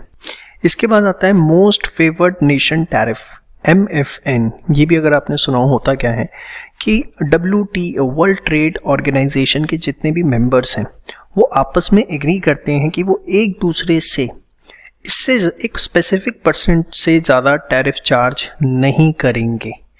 उनके बीच में एक एग्रीमेंट होता है कि जितने भी WTO के मेंबर्स हैं वो एक दूसरे से इससे ज़्यादा टैरिफ चार्ज नहीं करेंगे। That is the highest limit that will B charge from the members of WTO। लेकिन हाँ, अगर कोई कंट्री WTO की मेंबर नहीं है, वर्ल्ड ट्रेड ऑर्गेनाइजेशन की मेंबर नहीं है, और WTO के बारे में आगे हम डिटेल में भी पढ़ेंगे, तो उसके ऊपर ये चीज़ अप्लाई नहीं होती है। सपोज कंट्री X है, कंट्री X जो है वो WTO का पार्ट, वर्ल्ड ट्रेड ऑर्गेनाइजेशन का पार्ट नहीं है, तो कंट्री X से जो मर्जी रेट चार्ज किया जा सकता है। लेकिन कंट्री A अगर WTO का पार्ट है और इंडिया भी WTO का पार्ट है, तो इंडिया कंट्री A से उस एग्रीमेंट में जो रेट्स लिखे हुए हैं उससे ज़्यादा रेट्स चार्ज नहीं कर सकता। समझ में आया? MFN tariffs are what country promises to impose on imports from other members of the WTO unless the country is part of preferential trade agreement। ये क्या होता है? WTO में एक preferential trade agreement भी साइन होते हैं, such as free trade area और custom unit। मतलब जैसे मैं आपको बताता हूँ, यूरोपियन यूनियन के अंदर जितनी भी कंट्रीज आती हैं तो वहाँ पर एक कंट्री अगर दूसरे कंट्री में इंपोर्ट एक्सपोर्ट करती है तो कोई टैक्स नहीं लगता, ठीक है। अब ऐसे ही WTO में भी हो सकता है कि WTO की आपस की मेंबर कंट्रीज, सपोज इंडिया ने नेपाल को फेवर किया और बोला कि आपके यहाँ से कुछ भी इंपोर्ट होगा तो हम कोई भी टैक्स चार्ज नहीं करेंगे, तो that is preferential trade agreement. तो प्रेफरेंशियल ट्रेड एग्रीमेंट भी WTO का पार्ट है, बट वो हर कंट्री के साथ एंटर नहीं किया जाता। वो आप किसी स्पेसिफिक कंट्री से जब अच्छे ट्रेड रिलेशंस होते हैं, आपको लगता है कि वो आपकी इकोनॉमी के लिए खतरनाक नहीं है, तब वो आप एंटर करते हो। तो वही लिखा हुआ है, unless the countries are part of preferential trade agreement such as free trade area और custom union. Some countries impose higher tariff on countries that are not the part of WTO। और कुछ कंट्रीज हैं जो WTO का part नहीं है, उनके ऊपर ज़्यादा टैरिफ भी चार्ज करते हैं। ये डिस्क्रिशन है, ऐसा नहीं है कि करना ही है। मतलब सपोज कंट्री X है, वो WTO का पार्ट नहीं है, तो इंडिया के ऊपर है कि वो WTO एग्रीमेंट के ही रेट टैरिफ के उनसे लेना चाहती है, उससे ज़्यादा लेना चाहती है। समझ में आई बात? चलिए अब आगे बात करते हैं अप्लाइड टैरिफ। अप्लाइड टैरिफ क्या होता है? आपने देखा मोस्ट फेवर्ड नेशन टैरिफ में क्या होता है कि WTO मेंबर्स एग्री करते हैं कि वो इससे ज़्यादा टैरिफ चार्ज नहीं करेंगे, promise to impose on imports, but actually वो जो चार्ज करते हैं that is called as applied tariff. For example, product A है कोई, उस पर WTO मेंबर्स ने एग्री किया कि 20% से ज़्यादा टैरिफ चार्ज नहीं किया जाएगा, तो ये एक तो बाउंड्री सेट कर दी। ये थोड़ी ना कि 20% ही चार्ज किया जाएगा, that is the upper limit. हो सकता है कोई कंट्री किसी कंट्री से 10% चार्ज करे, कोई कंट्री किसी कंट्री से 15% चार्ज करे। एक्चुअली क्या चार्ज करेगी that can be completely different, but yes there is a upper limit कि 20% से ज़्यादा चार्ज नहीं किया जाएगा। तो वही है, it is actually charge on imports on a most favoured nation basis. If applied rates are beyond bound tariff, other WTO members can take the country to dispute settlement. अब ये लाइन समझने के लिए सबसे पहले आपको बाउंड टैरिफ को समझना होगा। बाउंड टैरिफ क्या होता है? बेसिकली जब एक कंट्री दूसरी कंट्री के साथ एक एग्रीमेंट करती है कि उसके एक स्पेसिफिक प्रोडक्ट पर एक स्पेसिफिक रेट से ज़्यादा ड्यूटी चार्ज नहीं की जाएगी, तो that is called as bound tariff. मतलब सपोज इंडिया और यूएसए के बीच में एक एग्रीमेंट साइन हुआ कि इंडिया जो है यूएसए से जो भी गुड्स इंपोर्ट होंगे मोबाइल फ़ोन के स्मार्टफोन की फॉर्म में, उस पर वो 15% से ज़्यादा ड्यूटी चार्ज नहीं करेगी। इंडिया ने ये फेवर किया यूएसए को कि आपके यहाँ से जितने भी मैन्युफैक्चर्ड मोबाइल हमारे यहाँ आएंगे उस पर हम 15% से ज़्यादा ड्यूटी चार्ज नहीं करेंगे। This is bound tariff. हो सकता है कि मोस्ट फेवर्ड नेशंस के लिए वो लिमिट 30% हो, मतलब इंडिया ने जो अपनी जुबान दे रखी हो दूसरे WTO मेंबर्स को वो 30% को, और यूएसए को एक और स्पेशल कंसेशन दे दिया कि आपके देश से आएगा तो 15% से ज़्यादा चार्ज नहीं किया जाएगा। तो that is bound tariff. A tariff which a WTO binds himself with a legal commitment not to raise it above a certain level. The bound rates are specific to individual product and represent the maximum level of import duty that can be levied on a product imported by that member. आप तीनों चीज़ों को समझिए, बहुत important है। Most favoured nation tariff, applied and bound tariff. Most favoured एक general statement है। General कैसे कि हमने WTO मेंबर्स को बोल दिया ये प्रोडक्ट, आपस में वो एग्री करते हैं कि हम इससे ज़्यादा टैरिफ प्रोडक्ट के ऊपर चार्ज नहीं करेंगे। जो चार्ज एक्चुअली में करेंगे दैट विल बी अप्लाइड।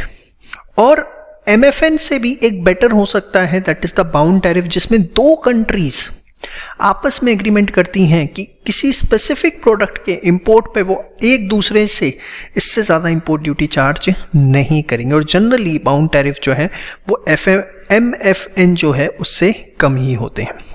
तो देखिए, if applied rates are beyond the bound tariff, suppose India USA के अंदर एग्रीमेंट हुआ मोबाइल पे 15% से ऊपर टैरिफ चार्ज नहीं करेंगे, एंड अदर WTO मेंबर वो जो है उससे ज़्यादा 15% का एग्रीमेंट हुआ लेकिन इंडिया उससे ज़्यादा चार्ज करना शुरू कर दे, तो यूएसए जो है उसको डिस्प्यूट सेटलमेंट के लिए लेके जा सकता है। WTO का डिस्प्यूट सेटलमेंट है, वहाँ पर उस डिस्प्यूट को फिर सेटल किया जाता है। बहुत इंपॉर्टेंट है ये 5th, 6th और 7th, इसे बहुत बहुत बहुत ध्यान से देखिएगा। प्रेफरेंशियल टैरिफ जिसके बारे में मैंने आपको बताया कि पूरा आप प्रेफरेंस दे देते हो, एक फ्री जोन बना देते हो, ज़ीरो टैरिफ चार्ज किया जाता है। जैसे यूरोपियन यूनियन के अंदर जितने भी नेशंस आते हैं वो एक दूसरे से एक्सपोर्ट इंपोर्ट करते हैं, तो किसी भी प्रकार का कोई टैक्स चार्ज नहीं किया जाता।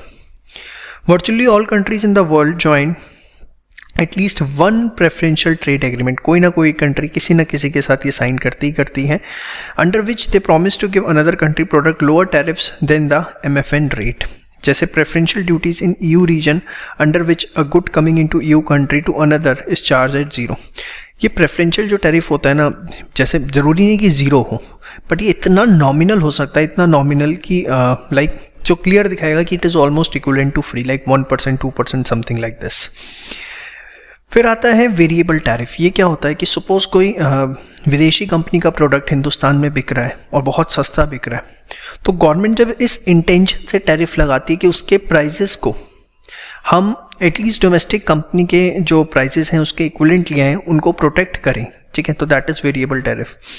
अ duty typically fix to bring the price of an imported commodity up to the domestic support price for the commodity, ठीक है।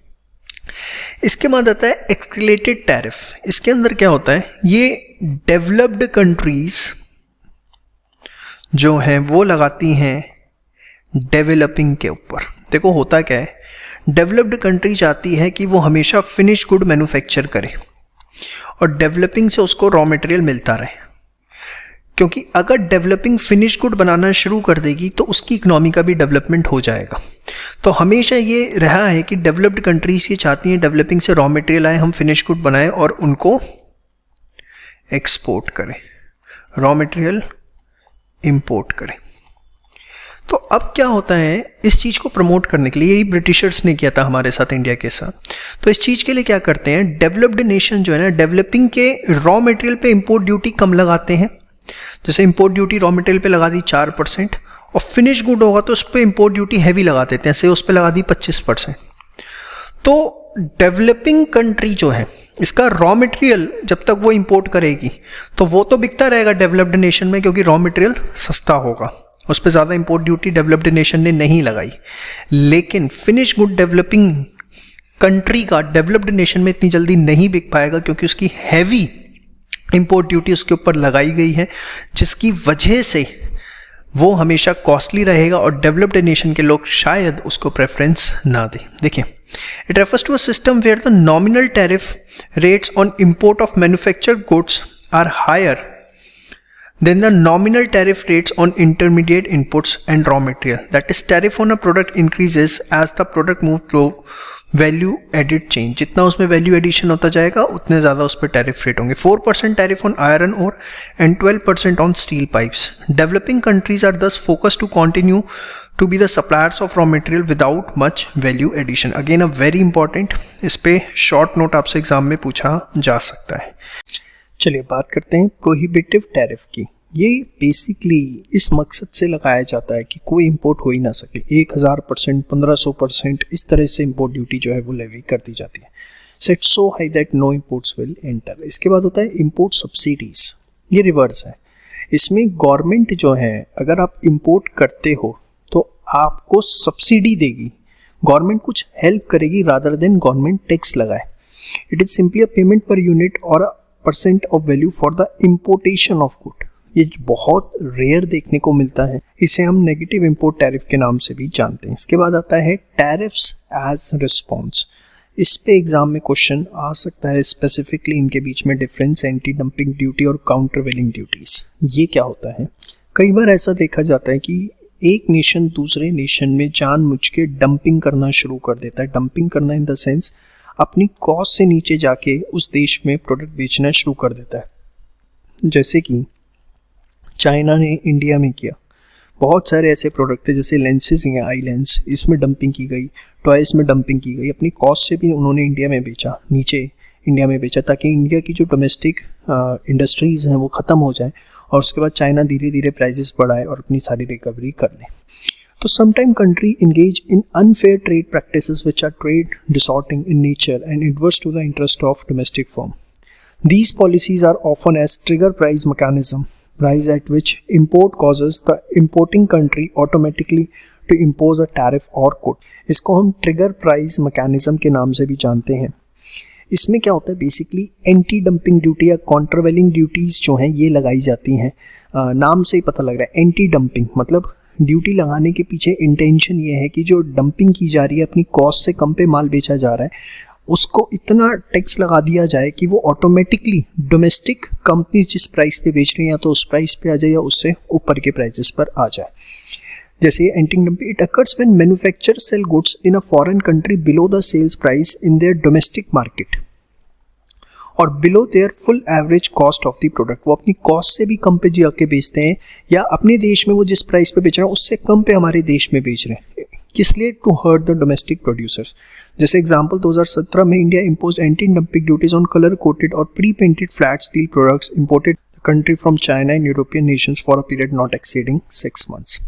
इसके बाद आती है काउंटरवेलिंग ड्यूटीज। ये क्या होता है? बेसिकली सपोज मैं आपको छोटा सा एग्जांपल देता हूँ। चाइना गवर्नमेंट कोई प्रोडक्ट ए है, उसको इंडिया में एक्सपोर्ट करने के लिए अपने एक्सपोर्टर्स को इंसेंटिव दे रही है, कुछ असिस्टेंस दे रही है, स्पेशल बेनिफिट्स दे रही है कि आप इस प्रोडक्ट को इंडिया में ज़्यादा से ज़्यादा एक्सपोर्ट करो, सस्ते से सस्ता एक्सपोर्ट करो। It occurs when tariff are aim to offset the artificial low prices charged by exporters who enjoy export subsidies and tax concession offered by the government in their home country. उनकी home country के अंदर जो government है वो उन्हें कुछ tax incentive, special benefit दे रही है सो दैट वो आगे जो दूसरी कंट्री है जैसे इंडिया है वहाँ पे लोअर प्राइस जो है वो चार्ज करें। CVD charge in an importing country to negate the advantage. Negate का मीनिंग लिख लीजिएगा, ineffective, nullify, that exporters get from subsidies to ensure fair and market orienting pricing of imported products and thereby protecting domestic industries. जैसे 2016 में in order to protect domestic industry, India imposed 12.5% countervailing duty on gold jewelry imported from Asian. इसकी full form है association of south east Nations. तो दो तरह की duties लग सकती हैं, एंटी डंपिंग और काउंटरवेलिंग, जो कि किसका पार्ट है? टैरिफ एज रिस्पॉन्स का। चलिए अब बात करते हैं इफेक्ट्स ऑफ टैरिफ्स की। देखिए, टैरिफ्स के नेगेटिव इफेक्ट्स भी हैं और पॉजिटिव इफेक्ट्स भी हैं। अगर एग्जाम में आपसे सिर्फ इफेक्ट पूछा जाता है तो आप पॉजिटिव नेगेटिव कोई भी लिख सकते हैं, लेकिन अगर स्पेसिफिकली पूछा जाता है कि नेगेटिव इफेक्ट लिखो या पॉजिटिव तो आपको अकॉर्डिंगली लिखना पड़ेगा। अब सबसे पहले हम बात करते हैं पॉजिटिव इफेक्ट्स की। अगर हम पॉजिटिव इफेक्ट्स की बात करें तो सबसे पहला पॉइंट कि ये प्रोटेक्ट करता है डोमेस्टिक इंडस्ट्रीज को। कैसे भाई, टैरिफ से होता क्या है कि आप जो इंपोर्टेड गुड्स हैं उनके ऊपर टैक्सेस लगा के उनको महंगा कर देते हैं, जिसकी वजह से जो डोमेस्टिक कंज्यूमर्स हैं उनके लिए इंपोर्टेड गुड्स महंगे हो गए तो वो उसको अवॉइड करते हैं और डोमेस्टिकली प्रोड्यूस्ड गुड्स को प्रेफरेंस देते हैं। तो tariff encourage consumption of the domestically produced import substitutes and protect domestic industries. Second, ये हेल्प करता है प्रॉफिट्स इंक्रीज करने में एंड एम्प्लॉयमेंट में। कैसे, देखिए अगर आपने फॉरेन गुड्स को टैरिफ लगा करके एक्सपेंसिव कर दिया, ठीक है, अब होगा क्या, जो फॉरेन गुड्स के टैरिफ लगा के आपने उसे एक्सपेंसिव कर दिया तो जो डोमेस्टिक मार्केट के अंदर प्रोड्यूसर्स हैं वो भी क्या कर सकते हैं, अपने गुड्स के प्राइसेस ज़्यादा चार्ज कर सकते हैं। भाई सपोज कोई फॉरेन गुड है वो 100 रुपये का पड़ रहा था और टैक्सेस लगा दी उस पर 40, तो अब वो कितने का हो गया, 140 का। अब डोमेस्टिक फर्म्स पहले उसे 100 का आसपास बेच रही थी, लेकिन अब क्योंकि टैक्सेस लगने से वो 140 का हो गया तो डोमेस्टिक फर्म्स भी अपने प्राइस 125-130 तक लेके जा सकती हैं। येस और नो, क्योंकि फॉरेन गुड तो 140 से कम का मिलेगा नहीं। तो इससे कहीं ना कहीं डोमेस्टिक फर्म जो है उसके प्रॉफिट्स इंक्रीज होंगे। प्रॉफिट्स इंक्रीज होंगे तो वो अपने प्रोडक्शन इंक्रीज करेंगी। येस और नो, क्योंकि देखो प्रोड्यूसर का मेन मोटिव होता है प्रॉफिट कमाना, उसे प्रॉफिट मिलता है तो वो प्रोडक्शन इंक्रीज करता है और कहीं ना कहीं नई फर्म्स मार्केट के अंदर एंटर होती हैं जब प्रॉफिट्स किसी इंडस्ट्री में ज़्यादा होते हैं और उससे एम्प्लॉयमेंट बढ़ती है। तो tariff increases profits and employment in the industry because with tariffs on imported products domestic firms can also increase the prices of output. Thereafter आता है tariffs increases government revenue. Obviously जो भी foreign goods होते हैं उस पर जो भी इंपोर्ट ड्यूटी गवर्नमेंट लेती है वो गवर्नमेंट का एक तरह से रेवेन्यू इंक्रीज करता है of the importing country by total tariff it charges. तो these are the 3 positive effects. Now coming to the negative effects, tariff creates obstacles to trade, decrease the volume of imports and exports. देखिए जब भी tariff लगते हैं तो उससे होता क्या है, दो देशों के बीच में कहीं ना कहीं एक्सपोर्ट और इंपोर्ट की क्वांटिटी पे फर्क पड़ता है और कहीं ना कहीं जो एक फ्री ट्रेड होना चाहिए था वो फ्री ट्रेड नहीं हो पाता, हर्डल्स कहीं ना कहीं ट्रेड में देखने को मिलते हैं। Second, tariff makes imported goods more expensive. Domestic consumers suffer the loss in consumer surplus. कैसे भाई, जिसको फॉरेन गुड्स कंज्यूम करने हैं, अब हुआ क्या, टैरिफ लगने से फॉरेन गुड्स महंगे हो गए तो क्या करेगा, या तो वो हायर प्राइस पे करेगा या उसकी लेस क्वांटिटी को कंज्यूम करेगा, हाँ या ना। और इन दोनों ही सिचुएशन के अंदर जो कंज्यूमर सरप्लस है वो कहीं ना कहीं उसका लॉस हो रहा है। अब आपके मन में आ रहा होगा कि क्यों करे वो फॉरेन गुड्स कंज्यूम, वो डोमेस्टिकली प्रोड्यूस्ड इंपोर्ट सब्सटीट्यूट जो है उसको यूज़ कर ले, जिसकी बात हमने यहाँ पे की थी। बट ऐसा हो सकता है कि उसका इंडिया में कोई सब्सटीट्यूट ही अवेलेबल ना हो, कोई ऐसा गुड हो जिसका इंडिया में कोई सब्सटीट्यूट ना हो, या कस्टमर को फॉरेन गुड ही कंज्यूम करने because of the quality, like Apple के फ़ोन्स हो गए। तो कहीं ना कहीं अगर आप टैरिफ लगा रहे हैं तो कंज्यूमर सरप्लस का तो नुकसान है, क्योंकि या तो कस्टमर प्राइस ज़्यादा पे करेगा या क्वांटिटी कम खरीदेगा। इसके बाद tariff promotes domestic production which may be inefficient. मतलब देखिए हो सकता है कोई पर्टिकुलर गुड की प्रोडक्शन किसी पर्टिकुलर कंट्री के अंदर बहुत अच्छी होती है और आपकी कंट्री में वो इतनी अच्छी ना होती हो। जैसे अभी हमने पीछे भी थ्योरीज डिस्कस की कि कंट्री ए के अंदर एक पर्टिकुलर गुड की प्रोडक्शन अच्छी होती है और कंट्री बी में दूसरे गुड की होती है। अब खामाखा कायदे से तो ये होना चाहिए कि कंट्री ए में जिस चीज़ की अच्छी प्रोडक्शन है वो कंट्री बी इंपोर्ट करे और कंट्री बी में जिस चीज़ की अच्छी प्रोडक्शन है वो कंट्री ए इंपोर्ट करे। लेकिन अगर ऐसा नहीं होता है, कंट्री बी क्या करे, वो लगा दे टैरिफ और कहे कि नहीं ये गुड भी हम अपने देश में ही बनाएंगे, तो होगा क्या उससे, tariff promote domestic production which may be inefficient as compare to rest of the world. अब कंट्री बी ने टैरिफ लगा दिया और हुआ क्या, उससे उसके यहाँ वो गुड पर्टिकुलर गुड इतना अच्छा प्रोड्यूस नहीं होता था एज कंपेयर टू जो वो कंट्री ए में होता था। This leads to trade distortions available with competitive advantage. और कहीं ना कहीं कॉम्पिटिटिव एडवांटेज की वजह से जो फ़ायदा उठा सकते थे दोनों कंट्रीज़ वो नहीं उठा पाती। तो इसको बहुत अच्छे से करिएगा, इस पे क्वेश्चन आने के पूरे चांसेस हैं और ये थ्योरी से ही कहीं ना कहीं आपका कनेक्टेड है। चलिए बात करते हैं बच्चों नॉन टैरिफ मेजर्स की। नाम से ही पता लगता है कि इसके अंदर हम टैरिफ रेट्स को इंक्रीज या डिक्रीज नहीं कर रहे हैं। इसके अंदर हम बेसिकली जो है वो कुछ ऐसे मेजर्स ले रहे हैं जिससे इंपोर्ट के ऊपर या एक्सपोर्ट के ऊपर रिस्ट्रिक्शंस लगाई जा सके। जैसे बड़ा सिंपल सा एग्जांपल दूंगा कि अगर कोई पर्टिकुलर गुड हम किसी देश से इंपोर्ट कर रहे हैं और वो इंसानों की हेल्थ के लिए, हमारे देश के लोगों की हेल्थ के लिए सही नहीं है, उसके अंदर पेस्टिसाइड्स मिलाए जा रहे हैं या केमिकल्स बहुत ज़्यादा मिलाए जा रहे हैं जिससे हेल्थ को नुकसान हो सकता है, तो उस केस के अंदर हमें क्या करना चाहिए? ऑब्वियसली उस देश से उन गुड्स का इंपोर्ट को क्या कर देना चाहिए? बैन कर देना चाहिए। तो यही सारी बातें हम इस तरह के सारे मेजर्स इसके अंदर पढ़ेंगे। Non tariff measures comprise all types of measures which alter the conditions of international trade including policies and regulation that restrict trade and those that facilitate it. तो सारे ऐसी पॉलिसीज रेगुलेशंस आएंगी जिससे ट्रेड रिस्ट्रिक्ट हो रहा है दो देशों के बीच में। According to WTO agreement the use of NTMs is allowed under certain circumstances, और इसके ऊपर दो एग्रीमेंट हो रखे हैं, TBT and SPS measures, sanitary and phytosanitary measure. अब ध्यान से देखिए, इसके बारे में भी हम डिटेल में पढ़ेंगे। अब है क्या, देखिए सैनिटरी एंड फाइटोसैनिटरी मेजर्स क्या होता है? It is applied to protect human, animal और plant life from risk arising from additives, pest and toxins. अगर किसी भी तरीके से प्रोडक्ट के अंदर एडिटिव, पेस्ट, टॉक्सिन्स यूज किए जा रहे हैं, एक मात्रा से ज़्यादा यूज किए जा रहे हैं, तो उस केस के अंदर ये मेजर्स यूज किए जाते हैं कि उस पर्टिकुलर देश से वो पर्टिकुलर प्रोडक्ट जो है हम इंपोर्ट नहीं करेंगे। अब इसमें क्या क्या आता है? बैन और prohibition of import on certain goods, all measures governing quality and hygienic requirements, सारे ऐसे मेजर्स टू इंश्योर कि भैया वो क्वालिटेटिव है, हाइजीनिक है। असेसमेंट ऑफ प्रोडक्शन प्रोसेस की वो किस तरीके से बना रहे हैं, जिसके एग्जांपल मैं आपको देना चाहूँगा यहाँ पे। Prohibition of import poultry from countries affected by avian flu, ये बेसिकली जो पोल्यूट्री एक फ्लू है जिससे बीमारी फैलती है, इंसानों में हो जाता है ये, तो बेसिकली काफ़ी देशों से हमने पोल्यूट्री का इंपोर्ट जो है कंप्लीटली प्रोहिबिट कर रखा है।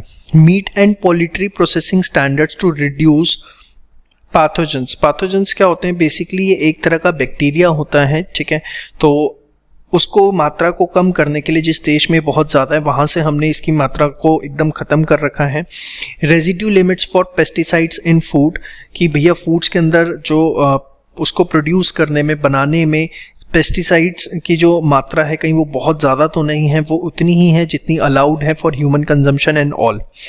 फिर उसके बाद technical barriers to trade refer to mandatory standards and technical regulation that a product should have.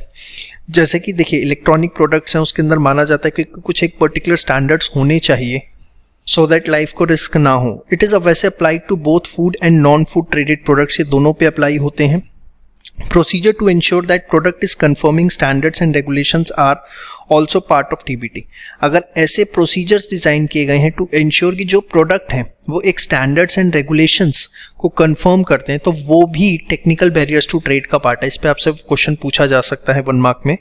Basic purpose of TBT is to protect domestic consumers from hazardous products and preserve natural resources, but countries may use it to discriminate foreign competition। ये बहुत important line है, ध्यान से देखिए। Basic मकसद तो TBT का क्या है कि जो हमारे डोमेस्टिक कंज्यूमर्स हैं वो हैजर्डस प्रोडक्ट कंज्यूम ना करें, हमारे नेचुरल रिसोर्सेज सेव रहें। बट कई बार कंट्रीज़ क्या करती हैं, दूसरे कंट्रीज़ पे खामा खा के इल्ज़ाम लगा करके फॉरेन कंपटीशन को डिस्क्रिमिनेट करती हैं कि एक कंट्री ने दूसरी कंट्री पे बोल दिया आपके प्रोडक्ट्स के ये स्टैंडर्ड्स मैच नहीं हो रहे, हम इसे इम्पोर्ट नहीं करेंगे। तो इस तरीके से वो डिस्क्रिमिनेट करते हैं, क्योंकि देखिए एज पर WTO एग्रीमेंट कोई कंट्री दूसरी कंट्री पे फॉरेन ट्रेड पे रिस्ट्रिक्शन नहीं लगा सकती, तो और WTO एग्रीमेंट मेजॉरिटी कंट्रीज ने साइन किया हुआ है, तो वो क्या करते हैं, इस तरह के मेजर्स खामखा यूज करते हैं टू डिस्क्रिमिनेट फॉरेन कंपटीशन। जैसे फूड लॉज बना दिए अपने देश में, क्वालिटी स्टैंडर्ड्स हाई कर दिए, इंडस्ट्रियल स्टैंडर्ड्स हाई कर दिए, ताकि दूसरी देश की जो इंडस्ट्रीज हैं वो उसको मीट ना कर पाए। तो यही लाइन यहाँ भी लिखी थी। Sometime these measures circumvent free trade circumvent मतलब avoid and favour domestic industries at the cost of foreign competition. तो ये था नॉन टैरिफ मेजर्स। इसके ऊपर आपसे एग्जाम के अंदर एक 3 नंबर का शॉर्ट नोट जो है वो पूछा जा सकता है। इसको अच्छे से प्रिपेयर करिए फास्ट। आई होप जिस एक्सपेक्टेशन के साथ आपने इस वीडियो को देखना शुरू किया था वो एक्सपेक्टेशन आपकी पूरी हो रही है, और जो भी कॉन्सेप्ट्स आप क्लियर करना चाहते थे, जिस टॉपिक में आप कमांड चाहते थे अपने रिस्पेक्टिव एग्जाम के लिए, वो आप इस वीडियो के थ्रू फुलफिल कर पा रहे हैं। यहाँ मैं आपको एक छोटी सी इन्फॉर्मेशन देना चाहूंगा कि हमारे सभी पेड कोर्सेज जो हैं वो आपके रिस्पेक्टिव एग्जाम्स के अवेलेबल हैं ऑन द वेबसाइट escholars.in, जिसका लिंक भी आपको डिस्क्रिप्शन में प्रोवाइड किया गया है। I will just request you कि आप सोचिए कि फ्री कंटेंट में अगर इतना दम है तो पेड कंटेंट में हमने क्या क्या चीज़ें आपको दे रखी होंगी।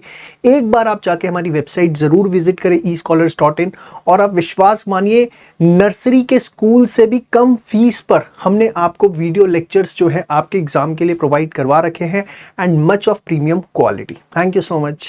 चलिए, अभी आपने मेरे साथ टेक्निकल मेजर्स पढ़े ऑफ नॉन टैरिफ मेजर्स। अब हम बात करेंगे नॉन टेक्निकल मेजर्स की। बहुत ही सिंपल है, प्लेन स्टडी करके सब कुछ समझ में आएगा। सबसे पहले हम बात कर रहे हैं इंपोर्ट रिलेटेड मेजर्स की, जिसमें फर्स्ट आता है इंपोर्ट कोटास। देखिए, नाम से ही पता लगता है इंपोर्ट कोटास में कि बेसिकली आप क्या करते हैं, एक कोटा सेट कर देते हैं कि इससे ज़्यादा इंपोर्ट नहीं किया जा सकता। तो देखिए, direct restrictions which specify that only a certain amount of the good will be allowed into the country during a given period, और जनरली 1 साल के लिए किया जाता है। अब इसमें 2 चीज़ें होती हैं, एक एब्सोल्यूट कोटा और एक tariff rate quota. Absolute quota के अंदर क्या होता है, बेसिकली वो क्वांटिटी को लिमिट कर देते हैं एक स्पेसिफिक लेवल पे कि इससे ज़्यादा आप इंपोर्ट ही नहीं कर सकते। टैरिफ रेट कोटास में क्या होता है कि बेसिकली जैसे टैरिफ रेट को हम रिड्यूस कर देते हैं up to a limited quantity. For example 10,000 ton तक अगर गुड को इंपोर्ट किया जाता है तो tariff rate will be 10%, beyond that the tariff rate will be 25%. So allows a specific quantity of good to be imported from a reduced tariff rate during a specific quota period. ठीक है, इसके बाद next आता है आपका price control measures. देखिए, इसमें क्या होता है, जब आपके गुड्स जो आप इंपोर्ट कर रहे हैं उसके प्राइसेस लोअर हैं तो गवर्नमेंट क्या करती है, उसके ऊपर एडिशनल टैक्सेस और चार्जेस लगा देती है डोमेस्टिक मार्केट को सपोर्ट देने के लिए, सो दैट डोमेस्टिक मार्केट में जो प्रोड्यूसर्स हैं उनको राहत मिल सके। When import prices of goods are lower, increase the prices of imported goods by additional taxes and charges to support the domestic price of certain products. इनको हम para tariff भी कहते हैं, like a minimum import price established for sulfur. Actually इसमें आप समझिए होता क्या है, it's not like a tariff. Tariff तो फिक्स कर रखा है गवर्नमेंट ने, फॉर द टाइमिंग गवर्नमेंट ने कुछ चार्जेस लगा दिए किसी भी नाम से, एक मिनिमम प्राइस लगा दिया कि इस प्राइस से कम पे इंपोर्ट नहीं किया जा सकता। That will be called as price control measures. उसके बाद आते हैं non automatic and licensing and prohibitions. देखिए, ये भी कहीं ना कहीं एक तरह से कोटा से रिलेटेड है लेकिन उससे डिफरेंट है। इसमें क्या होता है, बेसिकली हम कुछ पर्टिकुलर गुड्स की क्वांटिटी पे जो है उस पर रिस्ट्रिक्शन लगा देते हैं, या उनका इंपोर्ट्स तभी हो सकता है जब आप उनका लाइसेंस लेंगे, और लाइसेंस जो है वो तभी मिलेगा जब आप पूरे एक अप्रूवल प्रोसेस से जाएंगे, अदरवाइज आपको लाइसेंस ही नहीं मिलेगा। In most of the cases automatic licence grant हो जाते हैं, आप इंपोर्ट कर सकते हैं। लेकिन अगर हमने नॉन ऑटोमेटिक लाइसेंसिंग कर दी तो जो भी इंपोर्टिंग कंट्री है वहां पे जो भी इंपोर्ट कर रहा है, इंपोर्टर को लाइसेंस लेना पड़ेगा तभी वो इंपोर्ट कर पाएगा। और लाइसेंस कब देना है, कितनी क्वांटिटी के लिए देना है, कितने पीरियड के लिए देना है, सब डिस्क्रिशनरी बेसिस पर सेट कर दिया जाता है, डिपेंडिंग अपॉन कि डोमेस्टिक कंट्री जो है वहां की सिचुएशन क्या चल रही है। तो normally aimed at limiting the quantity of goods that can be imported regardless of whether they originate from different sources or one particular supplier. इससे कोई फर्क नहीं पड़ता कि वो different countries से आ रही हैं किसी particular supplier से। These measures may be taken the form of non-automatic licensing or through complete prohibition. Textiles may be allowed only on a discretionary license by the importing country. और textile में generally होता है, sugar में generally बहुत देखने को मिलता है कि शुगर में जनरली ये वाली चीज़ बहुत फॉलो की जाती है कि लाइसेंस लेना पड़ेगा, या कई बार एकदम प्रोहिबिट कर दिया जाता है एंड सो ऑन। इसके बाद नेक्स्ट आता है बच्चों फाइनेंशियल मेजर्स। इसके अंदर क्या होता है, बेसिकली फाइनेंशियल मेजर्स कैसे लिए जाते हैं कि अगर आपको इस पर्टिकुलर प्रोडक्ट को इम्पोर्ट करना है तो उसके लिए फॉरेन एक्सचेंज आपको नहीं मिलेगा।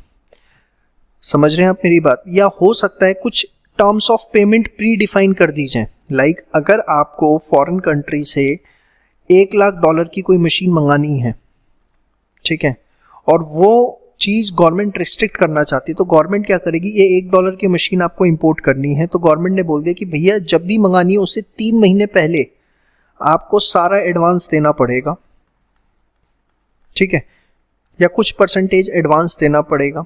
इस तरीके की चीजें देखिए, increase import cost by regulating the access to foreign exchange for imports and to define the terms of payment. अब आप कहेंगे कैसे कॉस्ट कैसे इंक्रीज हो गई, इंक्रीज इंपोर्ट कॉस्ट, 3 महीने पहले एडवांस रखा है, 3 महीने का इंटरेस्ट नहीं बनता, आप खुद सोचो भाई, कॉमर्स स्टूडेंट हो। By regulating the excess of foreign exchange for import and to define the terms of payment. Example, an importer may be required to pay a certain percentage of value of goods imported 3 months before the arrival of goods, or foreign exchange may not be permitted for import of newsprint. Newsprint क्या होता है, आपने देखा होगा, जिस quality जो newspaper की printing paper होता है उसकी बहुत लो क्वालिटी होती है, उसको हम न्यूज़ प्रिंट कहते हैं। इसके बाद आता है आपका मेजर्स अफेक्टिंग कंपटीशन। इसमें गवर्नमेंट क्या करती है, बेसिकली किसी पर्टिकुलर फर्म को या कुछ पर्टिकुलर सेलर्स को राइट देती है कि आप जो है इंपोर्ट कर सकते हैं और डिस्ट्रीब्यूट कर सकते हैं। It aimed at granting privilege to one or few limited group of economic operators. Example, a statutory marketing board may be granted exclusive rights to import wheat, और कोई स्टैट्यूटरी मार्केटिंग बोर्ड को हम बोल सकते हैं कि भैया आप व्हीट इंपोर्ट करो। Canalising agency like state trading corporation में be given monopoly right to distribute palm oil. तो ये सिर्फ एग्जांपल्स हैं, ठीक है, आप कुछ और भी लिख सकते हैं इसकी जगह अगर आपको पता है कुछ, अदरवाइज आप ये एग्जांपल लिखिए और जितना बता रहा हूँ सिर्फ उतना करिए, उससे ज़्यादा उसमें कुछ देखने की ज़रूरत नहीं है। नेक्स्ट है गवर्नमेंट प्रोक्योरमेंट पॉलिसीज। अब ये क्या है, देखिए आपको पता है गवर्नमेंट को भी बहुत सारे गुड्स एंड सर्विसेज जो हैं चाहिए होते हैं, गवर्नमेंट का भी एक अच्छा अपना एक्सपेंडिचर होता है। तो बड़े ध्यान से देखिए, हो सकता है गवर्नमेंट अपनी एक पॉलिसी बनाए कि वो जो भी परचेजेस करेगी वो डोमेस्टिक मार्केट से करेगी, या ऐसा पॉलिसी बना सकती है कि जो भी उसकी परचेजेस होंगी 80% ऑफ द परचेजेस जो हैं वो डोमेस्टिक मार्केट से होंगी। तो उस केस के अंदर डोमेस्टिक मार्केट को बहुत सुकून मिलता है, फायदा मिलता है। और कई बार ऐसा भी होता है कि फॉरेन मार्केट के अंदर रेट सस्ता होता है, डोमेस्टिक मार्केट में रेट महंगा होता है, तब भी गवर्नमेंट उसे परचेज करती है to protect the domestic market. It may interfere with trade if they involve mandate that whole or a specified percentage of government purchases should be from domestic firms rather than foreign firms। ठीक है, कुछ जो है वो domestic firm से होनी चाहिए rather than foreign firm despite higher prices than similar foreign suppliers। और होता है ये बहुत बार, लेकिन गवर्नमेंट करती है कि भैया डोमेस्टिक फर्म्स को प्रोटेक्ट करना है अगर, तो हम फॉरेन सप्लायर्स को इग्नोर करेंगे। इसके बाद आता है ट्रेड रिलेटेड इन्वेस्टमेंट मेजर। इसके अंदर गवर्नमेंट क्या करती है, सपोज कार बननी है हिंदुस्तान में या कोई भी प्रोडक्ट बनना है, असेंबल होना है, मोबाइल होना है, तो उसके अंदर जो इंपोर्टेड कंपोनेंट्स हैं उस पर एक रिस्ट्रिक्शन लगा देती है कि 60% सिर्फ इंपोर्टेड कंपोनेंट्स हो सकते हैं, 40% वो कंपोनेंट्स होने चाहिए जो इंडिया में ही प्रोड्यूस हों। The requirement to use certain minimum level of locally made components. इससे क्या होता है, डोमेस्टिक लेवल पे एम्प्लॉयमेंट जनरेट होता है और यहाँ की इंडस्ट्रीज को भी काम मिलता है। लिमिटिंग द परचेज और use of important products to an amount related to the quantity और value of product than it exports. मतलब ये जरूरी नहीं है कंपोनेंट्स के टर्म्स में, ऐसा भी हो सकता है कि अगर 10,000 की कॉस्टिंग आएगी प्रोडक्ट बनाने की, तो 6,000 की कॉस्टिंग फॉरेन एक्सचेंज की टर्म्स में हो सकती है, बट 4,000 का माल जो है वो इंडियन मार्केट से उसमें लगा होना चाहिए। उसके बाद आता है डिस्ट्रीब्यूशन रिस्ट्रिक्शन। नाम से ही पता लगता है कि गवर्नमेंट डिस्ट्रीब्यूशन पे किसी तरीके की रिस्ट्रिक्शन लगा दे, लाइक कि जो भी इंपोर्टेड फ्रूट्स हैं वो सिर्फ उन्हीं आउटलेट्स के थ्रू बेचे जाएंगे जहां रेफ्रिजरेशन फैसिलिटी है। तो अब हर कोई इंपोर्ट नहीं कर पाएगा फ्रूट्स, सिर्फ वही सेलर्स या डीलर्स इंपोर्ट कर पाएंगे जहां रेफ्रिजरेशन फैसिलिटी अवेलेबल है। तो limitation impose on the distribution of goods in the importing country involving additional licence और सर्टिफिकेशन रिक्वायरमेंट। इसके बाद आता है restriction on post sale service. देखिए इसमें क्या होता है, कई बार गवर्नमेंट ये कर देती है कि अगर कोई गुड फॉरेन है तो उसकी आफ्टर सेल सर्विस जो है वो डोमेस्टिक लेवल पे ही होनी चाहिए। फॉर एग्जाम्पल मैं छोटा सा एग्जाम्पल देता हूँ, सपोज BMW है, मैं एग्जाम्पल दे रहा हूँ, ये हाइपोथेटिकल है। अब BMW की गाड़ी कहीं बन रही है और इंडिया के अंदर जो है वो इंपोर्ट हो रही है, ठीक है, बट गवर्नमेंट ने ये बोला कि अगर इसकी आपको आफ्टर सेल सर्विस देनी है तो वो कोई इंडियन फर्म ही दे सकती है। Producers may be restricted from providing after-sale services for exported goods in the importing country. Such service may be reserved for local service companies of importing countries. कि भैया Indian firm ही कोई उसको service देगी, आप बेच तो लो लेकिन कुछ काम हमें भी तो, लोकल सर्विसेज जो हैं, जो भी सर्विस देनी है वो यहाँ की लोकल कंपनीज ही देंगी. इसके बाद administrative procedure.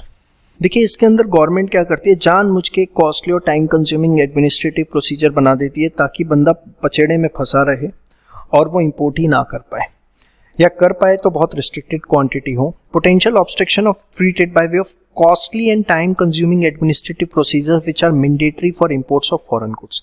Specifying particular procedures and formality requiring a licence, administrative delay, कुछ भी इस तरीके का जानबूझ के डिले कर रहे हैं कि भैया आपने अप्लाई किया है तो we will reply in 30 to 45 days. ठीक है, कम से कम 30 से 45 दिन में रिप्लाई होगा. अब आप लाइसेंस के लिए अप्लाई कर रहे हो, 30 से 45 दिन में गवर्नमेंट की तरफ से रिप्लाई आएगा, तो एक तरह से कहीं ना कहीं आप बैरियर ही लगा रहे हो. नेक्स्ट है रूल्स ऑफ ओरिजिन. इसके अंदर क्या होता है, बेसिकली गवर्नमेंट कहती है कि आपको ये बताना पड़ेगा कि अपने फाइनल प्रोडक्ट के अंदर जो भी कंपोनेंट्स आपने यूज़ किए हैं वो कौन सी कंट्री से इंपोर्ट किया, उनका सोर्स बताना पड़ेगा. अब इसके अंदर क्या होता है, कई बार ऐसे प्रोडक्ट्स होते हैं जिसमें मल्टीपल कंपोनेंट्स मल्टीपल कंट्री से इंपोर्ट हो रहे होते हैं और वहाँ पर जो है ये एक बहुत बड़ा प्रॉब्लम बन जाता है. और उसमें गवर्नमेंट का मकसद क्या होता है, कई बार गवर्नमेंट क्या करती है, डिफरेंट कंट्रीज से इंपोर्ट करने पे डिफरेंट रेट्स लगा देती है. तो एक बहुत पेचीदा काम हो जाता है किसी भी कंपनी के लिए कि वो इतना डेटा कहाँ से मेंटेन करेगी, और कहीं ना कहीं फिर वो ऑटोमेटिकली इंपोर्ट को अफेक्ट करता है. The criteria needed by government of importing countries to determine the national source of a product as duties may depend upon the source of import. Obstacles occur in home countries for making available certifications regarding the origin of goods.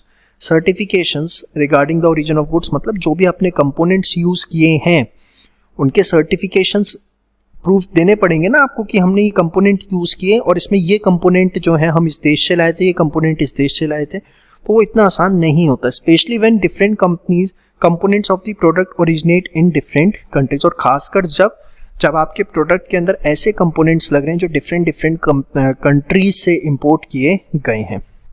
इसके बाद next आता है safeguard measures. अब safeguard measures क्या होते हैं, इसके अंदर गवर्नमेंट जो है टेम्परेरी बेसिस पे इंपोर्ट्स को कंप्लीटली बैन कर देती है अगर इंपोर्ट्स बहुत ज़्यादा हो गए हैं, to protect the domestic industry. ठीक है, फिर नेक्स्ट आता है और लास्ट आपका एम्बार्गोस. ये किसी पर्टिकुलर कंट्री के रिस्पेक्ट में होता है फॉर अ स्पेसिफिक पीरियड, कि आप इस पर्टिकुलर कंट्री से कोई भी इंपोर्ट एक्सपोर्ट नहीं करेंगे. जैसे अभी पीछे पाकिस्तान के साथ हुआ था, जब एक वॉर की सिचुएशन क्रिएट हो रही थी कि कोई इंपोर्ट एक्सपोर्ट पाकिस्तान के साथ नहीं होगा, तो दैट इज कॉल्ड एज एम्बार्गोस. तो ये थे आपके इंपोर्ट रिलेटेड मेजर्स. प्लीज जितना बताया गया है सिर्फ इतने पे फोकस करिए और इतना ही आपने अच्छे से एकदम याद करके एक बार इसको लिख लीजिए ताकि आपको किसी प्रकार की कोई दिक्कत ना आए.